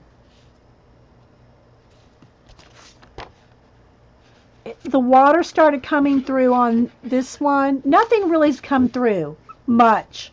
The only thing that's really come through is like the flare type, tip.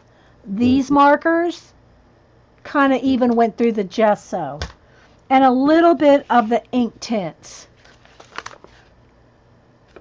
A little of the ink tints, but not too bad.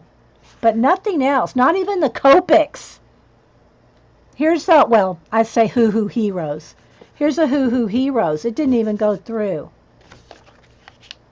Yeah, the only thing that I can stress from this test, from the stress test, is, like for instance, the Crayola Super Tip was the most obvious. When you go to blend, it lifts the color off. It totally lifts the color off. It doesn't blend, it lifts. And that's kind of true with the ink tints too. It lifts when you add more water. Okay? So I think that's pretty good test. You can't use watercolor in coloring books too. Well, I use I gotta say, I use watercolor not so much in this kind of paper, although I have. I'll use my Neo Color 2s, which is watercolor. I'll use my, and let me go ahead and do that on those wings. I'll use my Neo Color 2 on all my color books with no gesso. No problem. I never, other than Bennett Klein's, I have never had any real issue. Even my Imagimorphia with watered down acrylic paints. That's another one we should probably try. I just don't oversaturate. It's the water that's the problem, not the paint. And that's so if you're using ink tints, watercolor, gesso, neo colors, watered down acrylic paint, it's the water that's the problem, not the medium. Now the mediums are having different effects on the gesso, but the fact of whether they go through or whatever, it's the saturation of the wetness, you know. You can go over Crayolas with, yeah, no, I can, but there's no blending. Like that orange, we did that again. See, I can go back over that right there. But what if I want to, kind of move it around? You can't. If I try to go now with yellow over that, it just picks it up. See, look. It picks it right off. It like erases. See? It like erases. And that's true with the ink tints too. If I tried to add that other, now once it's dry, ink tints is permanent, so I guess you could probably add some more layers. But it lifts because the gesso is a barrier to letting anything soak in. All right, let me just do a quick little test with, let's go on the wings here again. And I'm going to take high contrast, like a light yellow green and a darker green to do a, so we can see the blendability. That's what we're trying to really see here. All right, so I'm just going to go ahead and put some down here on the both wings. Oh, and the other thing, guys, don't forget. Remember on the gesso here, when we tried to do her arm and it touched a dry, this was dry. We touched dry water medium here. It pulled it right into her arm. Look. So I'm thinking that might happen here too. When I go to water this down, it might float into her arm here. Okay, so gotta kind of, it's just like, you know, watercolor's going to do that anyway. All right, so now I'm going to put down the light green, and now we're going to try to blend them, which they'll blend, but, you know. Okay, so let's take our water brush here.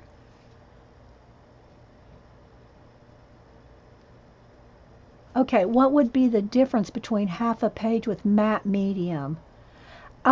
See, I don't matte medium. I mean, I matte medium for my collage so that I can use pencil on top. But I don't matte medium or gesso or anything on my color book pages, and that's what we're testing here is the color book pages, if you want to color on top. Matte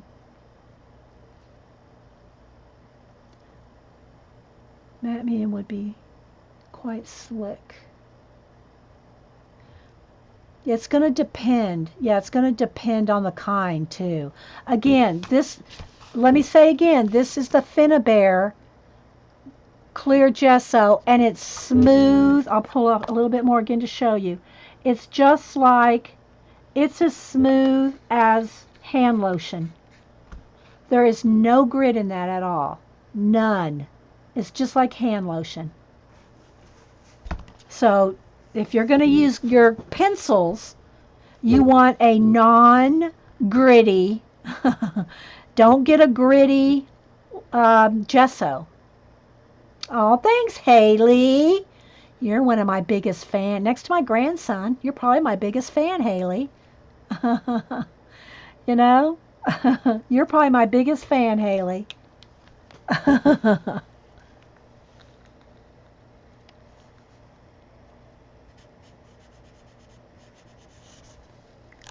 All right, so let's blend this. So I'm going to first go over here on the non-gessoed side. And I can just kind of pull that in. As you know, once the paper gets saturated, that's when you're in trouble. Okay, so there's that. Yeah, it's a good experiment.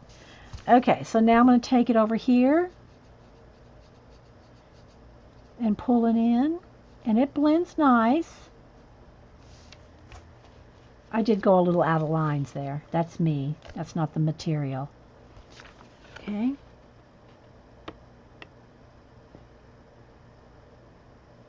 But look, see where I got water on the skin? See how it's going to bleed into her skin right there? That's going to be true, I think, of either side. It's just the nature of the watercolor. You're going to touch watercolor to watercolor. Janet comes on at 1 CB, about an hour. How much time have I been here on this segment, though? Let's test. Let's see. Not an hour and 45 minutes. So,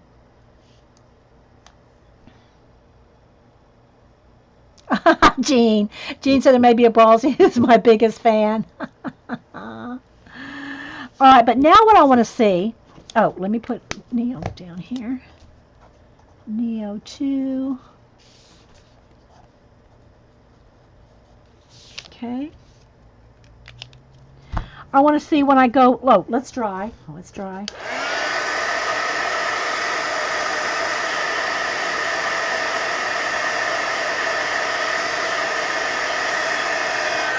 When I go back in here, is this going to lift again? Yeah, see, look, you can almost get it back. I mean, it just will lift. It's not lifting as much as the ink tints, but I can move it some, not as much.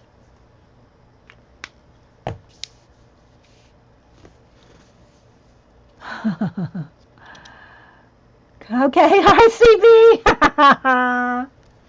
Oh my gosh. Okay. All right. So what else should we test? Oh, acrylic wash. Maybe.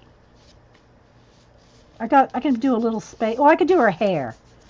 Let's see. Let's do a blue hair. Hey, what about that, CB? Blue hair, CB? Sorry, I got a teaser. All right, so I'm just going to put out a little bit because I'm going to add water to it, right?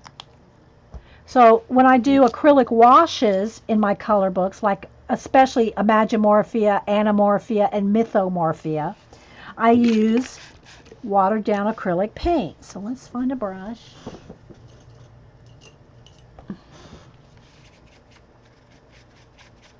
Okay, as a base to do my color pencil over.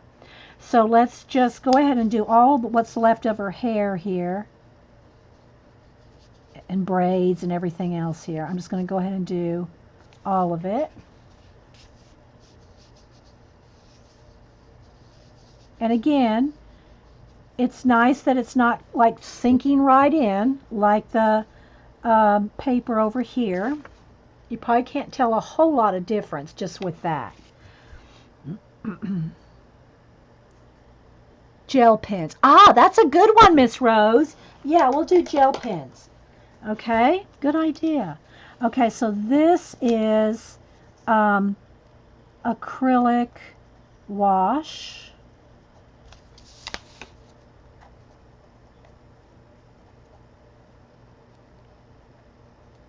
Okay, so let's dry that and see what happens when I put pencil on top of it. I don't think it's going to make any difference, to tell you the truth.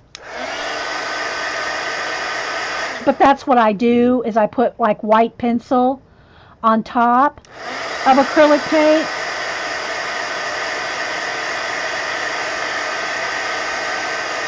And they both feel the same. They both have a little tooth to it from the acrylic paint. All right, let me get my white pencil. Let me do a little sharp. I don't know why I always grab the nubs, but I do. You like blue hair? Yeah.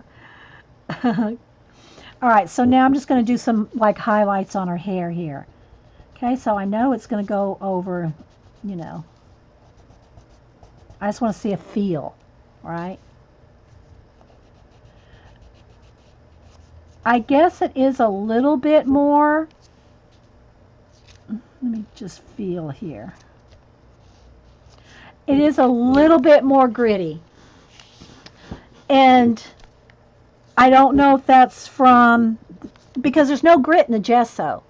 I'm thinking that what is happening is the acrylic paint, which is a little bit, adds a little bit of tooth, right? I think when the acrylic paint sits on the gesso, the tooth, the natural tooth from the acrylic paint is floating on top, so I can feel the tooth a little more. Whereas on the just the paper, the acrylic wash has sunk into the paper, so there's less acrylic tooth. Not much, just a little bit. I can feel it in the pencil, okay? I can feel it just a little bit different, if that makes sense. It's because the acrylic paint is not sinking in. It's not sinking in on the gesso. It's sitting on top. And so therefore, because it's sitting on top, there's a little more tooth. I don't think that the tooth is coming from the gesso. The tooth is coming from the acrylic paint sitting on top of the gesso rather than soaking into the paper. Okay? Okay, gel pens. Oh, do oh, here's some. I gave most of them to Cameron. Got a few over here somewhere. Let me come around here to my bag. Let me come over here to my pen bag. Okay, so I got some. Let me come over here to this big bag here, and pick out a couple gel pens. Here's a purple and a green. That seems the colors we're going with. Let's do a little test. And these are cheap. I mean, very, very inexpensive gel pens. I have some souffles. I have the, like my Jelly Roll Star Gel. We'll test that too. All right, so let's kind of go down in here where you have a little space. So let's go with gel pen. And over here, gel pens. Okay, so let's try just a purple here. Now let's try it on the color is all right. It is taking a little more work to put down. It wants to skip. It could just be the pen too, guys. It could just be the pen. It's very smooth on the paper. It's darker. Look at the color difference on the it is darker. Oh, but look. Will it dry? That's the thing. Look, I can smear it real easy. It's not smearing. Okay, that's a point right there. Look. Gel pen smear on the gesso, no gel pen smear. So there's one of the things with the gel pen right there. And now, let's do this. Let's put some down right here and hit it with the heat gun and see if it ever dries. All right? Let's see if it ever dries.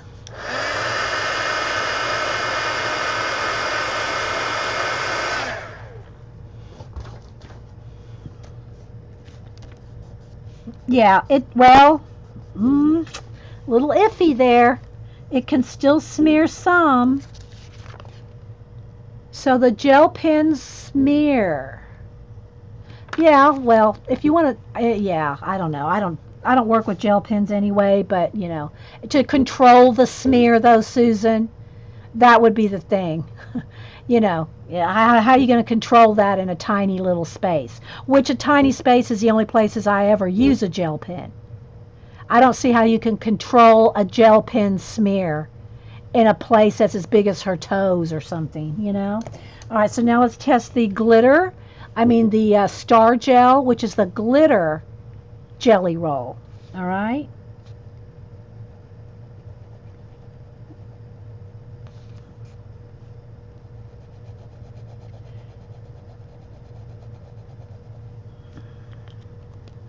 They kind of look the same. I mean, as far as it's a little more vibrant here. Yeah, control the smear. Let's see what happens though if I can dry that. Because right now I can tell if I touch it, it's going to smear. So let's try to dry it.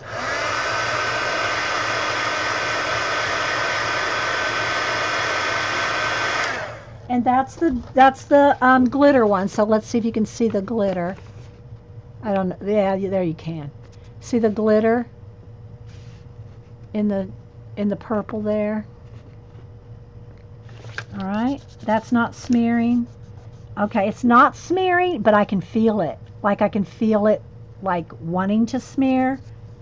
Do you know what I'm saying? This is perfectly smooth, not moving at all. This almost feels like it's got that little bit of oil sitting on top.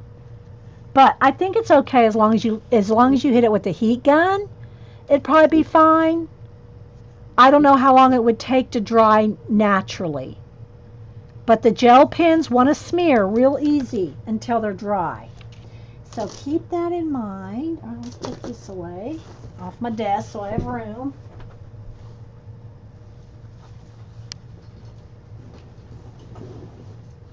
All right, is there anything else we need to test? What do y'all think? Is there anything else we need to test? But glitter shows more on the non-gesso. Yeah, it does, actually. You can't really tell by this one because I've smeared that. But, yeah.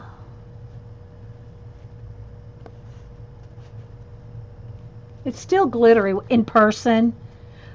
They're both glittery in person, but, yeah.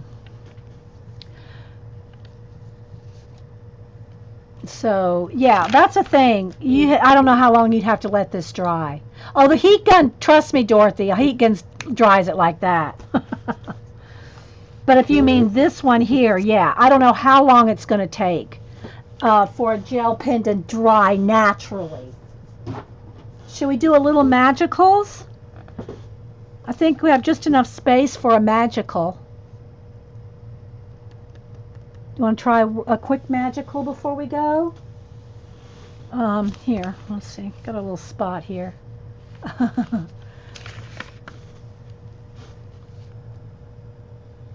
Hey, Tracy Squamoon. Let's go with let's just go with the dark blue, just or the Caribbean. Well, Caribbean. Let's go with yeah, because it'll show up.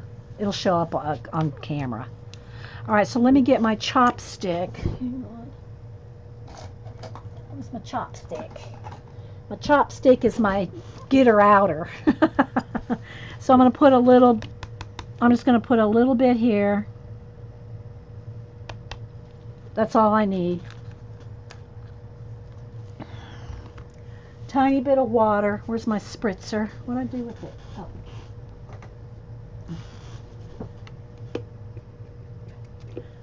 And you won't probably be able to see it because it's blue on black, but I just want to see what happens with the magicals.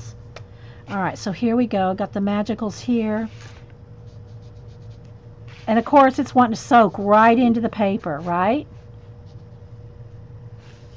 Now let's put the magicals over here. And it's floating on top. It's kind of acting just like watercolor does, right? It's not as vibrant. And I'm thinking, but maybe, let's dry it and see. I got a sneeze coming on. Excuse me, guys. Because magicals are permanent when dry, let's see if once that's dry, if it'll lift off. See how it's kind of floating on top? It's wanting to pool. This just soaked right in. But look how vibrant that magicals is. Look how it's not as vibrant. Okay, let's dry.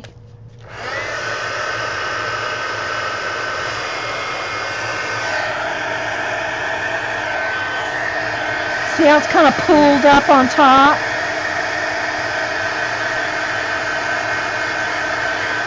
Hello, Lisa Quai. All right, did I get all that dry? Because there's a pool of it. It's like a big blob of water just sitting there. Let me write magicals.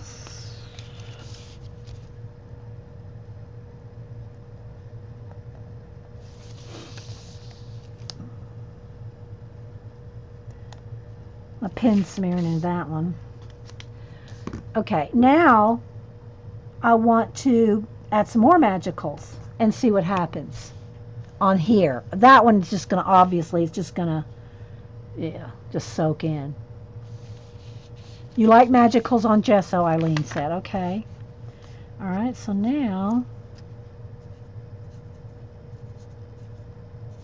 it's making another layer. So it is true to what it says that because it is putting another layer. It's not lifting off.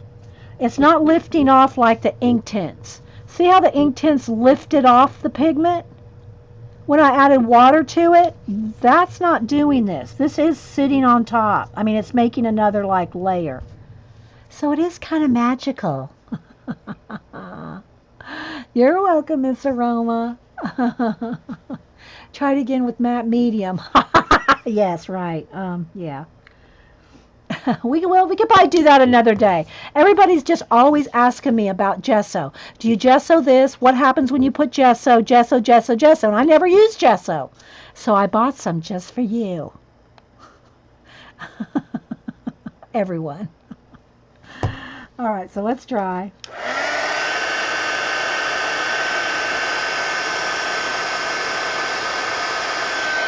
Okay, so there's our experiment. Let me back out the camera a little.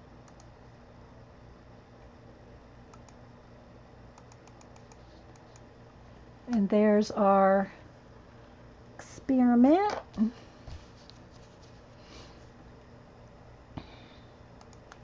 So y'all have any questions or anything? What do y'all, that kind of, yeah, I hope that, and this is the gesso. I'll put a picture of this and this together so you see which, what we used here.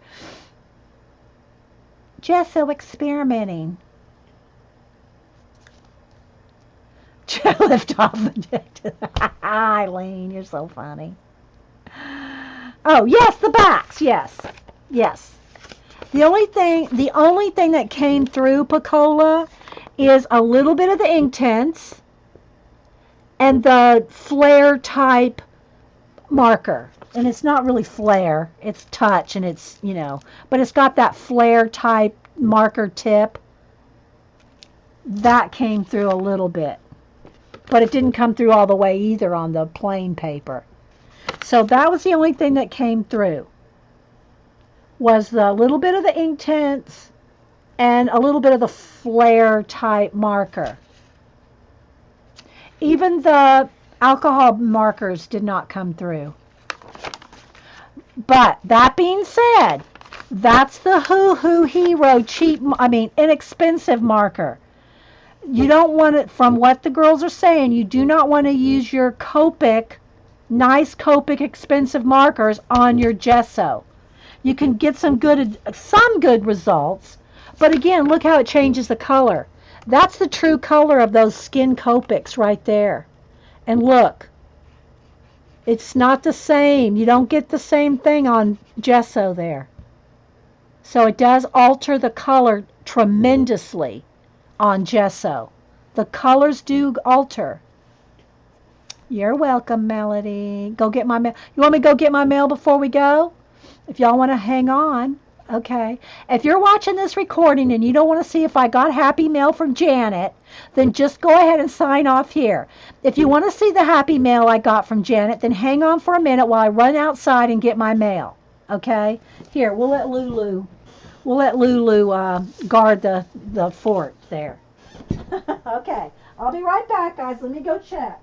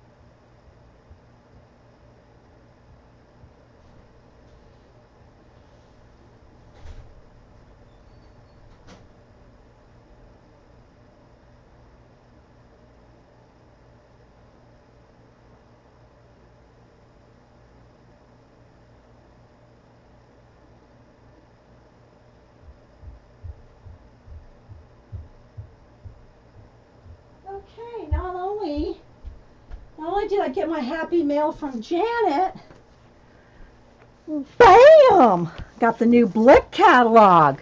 Oh yeah, baby. Let's just take a sniff.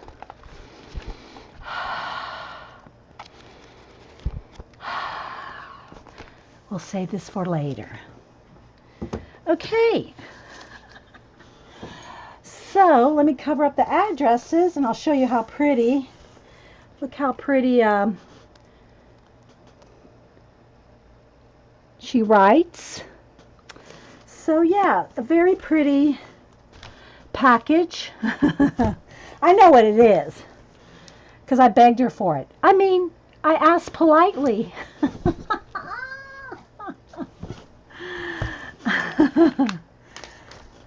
All right, so let's turn it over.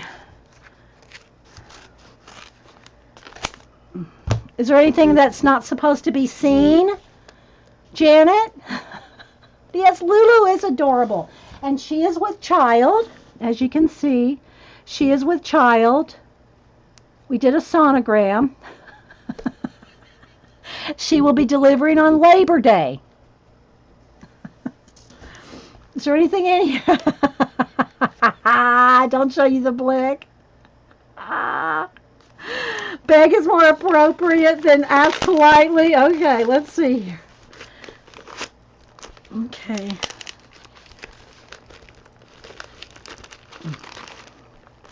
Hang on, I gotta cut it a little bit more up here. Little piece of tape there. You didn't know Blick had catalogs?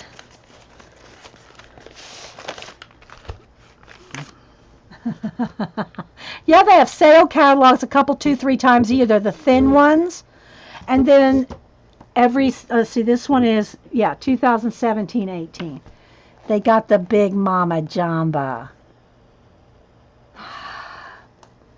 Voice. Look how pretty this is, her tissue that she put the magicals on. Now I knew what the journal was that she made, because like I said, when she made it, I dubsied it. Okay, so here's her beautiful handwriting. Dee Dee, thanks for all you do and for all you are. Enjoy, Janet. Thank you, Monkey Island Madness, Janet. This paper, guys. Oh, it's got look at the little charm. Oh my gosh, it has a little love heart and a little artist palette. You snuck that in. I didn't see where you were going to put that on there, Janet. So when she made this, the papers with magicals, 2 different sheets of paper, and then she cuts all the strips and hand weaves this. This is all hand woven, guys. Let's just take a moment to pet it. I know the gender of the baby. You'll have to wait, Connie. So, yeah, she does have beautiful handwriting. If y'all have not seen her zines, OM goodness. So, yeah, this is all hand woven. Got a pen in there. Little gel pen. Oh, what kind is it? It's a hybrid Tecondra Pentel. Oh, baby, let's test that out on here. Oh, Janet, it writes so smooth and thin. I love me a thin pen. Pentel 0.3 millimeter. Arts Hybrid Technical. Oh, it's just Technica. I don't know if you can see that. Yes, she even sent the pen. You're jealous. Okay, so let's look at it. Let's look at it from all angles. And I told her, I said, you don't have to put any signatures in it. I can make my own signatures. But no, girl, she put me 3 signatures in there. Oh, yeah. 3 signatures are in there.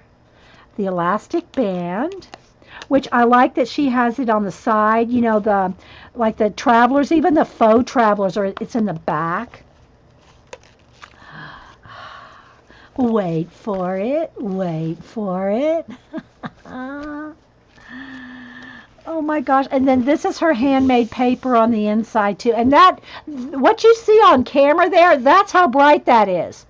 It is hot mama pink. That is the color. Oh, you won one, Chatty Natty? Okay, yeah, it's nice.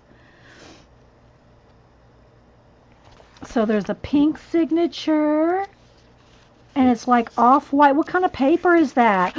Ooh, what kind of paper is that, Janet? Oh my gosh, I don't know what kind of paper that is, but mamma mia, that's some nice paper. What kind of paper? It's got the tiniest little flecks in it. It's like little fleck.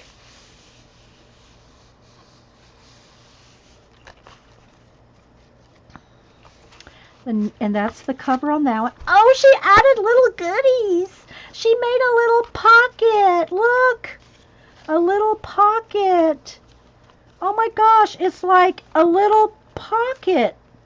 It's like a little pocket. Look at that. It's got a pocket there. It's got the little pocket there. Oh my gosh. How cute is that? And this, look, she's got this all taped. She made that and taped it all.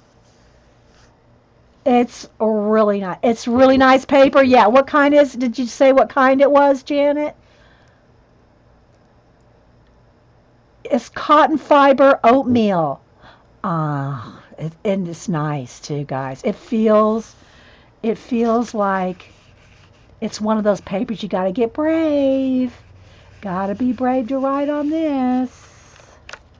Let's see what little goodies she sent in here. Oh, well, let's look at the last one. And then this, all right, so that's a pocket. I mean, it's like a dashboard. It's like a dashboard over this pocket. Oh, she put grids in this one. Grids in this signature, and the little dashboard thing wraps around this whole pocket. Eileen. Eileen got one of these too, and she said, "Oh, my pockets were empty." I know what I need to send you, Eileen. I need to send you a little person. I need to send you a little person for your pocket.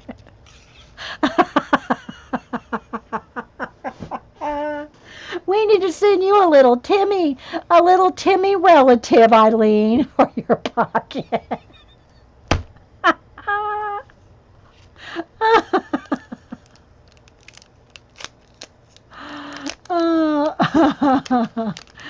Okay, so let's see. Dreaming, after all, is a form of planning. Oh, this has got to go in my idea journal. This one. This has got to go on the cover of my idea journal. Gloria Swanson. Dreaming, after all, is a form of planning. This has to go in our idea, my big 3-ring binder. You want me to send you a little relative? Coffee dates. These are little stickers. Coffee date. I think they're little stickers. Gather, grow, live. If they're not stickers, I'll just glue them in. Happy, happy, happy. She always wears black, but she has the most colorful mind. Oh, Janet knows I always wear black. Send her a box. Janet said to send Eileen a box of Kleenex for her crybaby self. Beautiful minds inspire others. First I drink the coffee, then I do the things. Janet knows me, boy, I tell you. Little to-do list. How cute is this?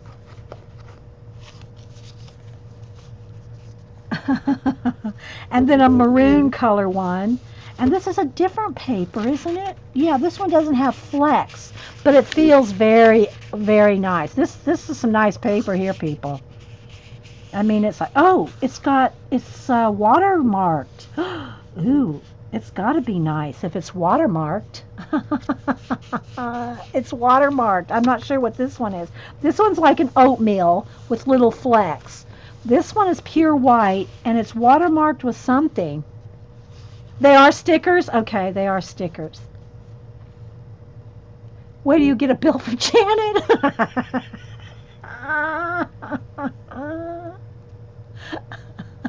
You girls. I love it. I love it, Janet. I absolutely love it. Look at all this work. Everybody can be Jello now, including Eileen. Did you get a charm on yours, Eileen? Eileen, did you get a charm?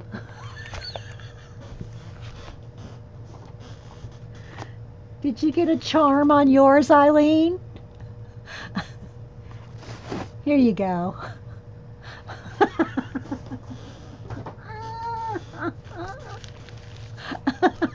Thanks so much, Janet. And look at this beautiful paper. I'm going to have to use this in something. I will have to use this in something. It's 25% cotton fiber in that. You just the feel of it. Yes, I'm teasing Eileen. I am so teasing Eileen, guys. Y'all know it. I know. Did you not sign it, Janet? Well, you know what you need to do, Janet? Now you're going to have to send. No, you know what? I got this. I will attach this in here. Because it is signed. It is signed with this. It's got the date on it and everything. So that will stay inside. So yeah. Even though she didn't actually sign it, that will stay in there. We are funny, aren't we, Kiki? Miss Aroma, do you need one too? Here you go. Okay, guys, I'm gonna head out so I can go eat before I go and clean up a little bit before I go to Janet's. Oh, you know what, Eileen? You know what I'm gonna send you though, right? I'm gonna send you one of these little dogs. You know, he has a whole bunch of these little puppies in here. I'm gonna send one to scare your cats. Just kidding, guys. Y'all know I'm just kidding. Look here.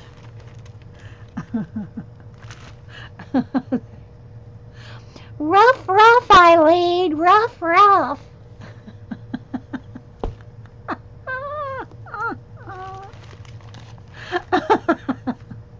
Pass the box. Oh my goodness. Okay, guys. I'll see you all at Janet's. Thanks so much, Janet. I really, really appreciate it. You got the note from Janet. That goes in your empty pocket, Eileen, along with the tissue. Wah, wah, wah.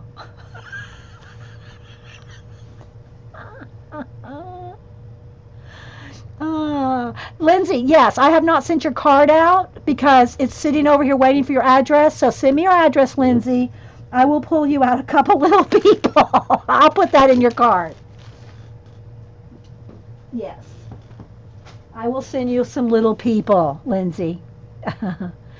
Don't forget to email me your address or message me. I mean, you may have already done so. Okay, guys, thanks. I enjoyed my Monday. I hope y'all did too. Me, Lulu, the box of tissues, some gesso. It's been a good day. Thanks, guys. We'll see you later.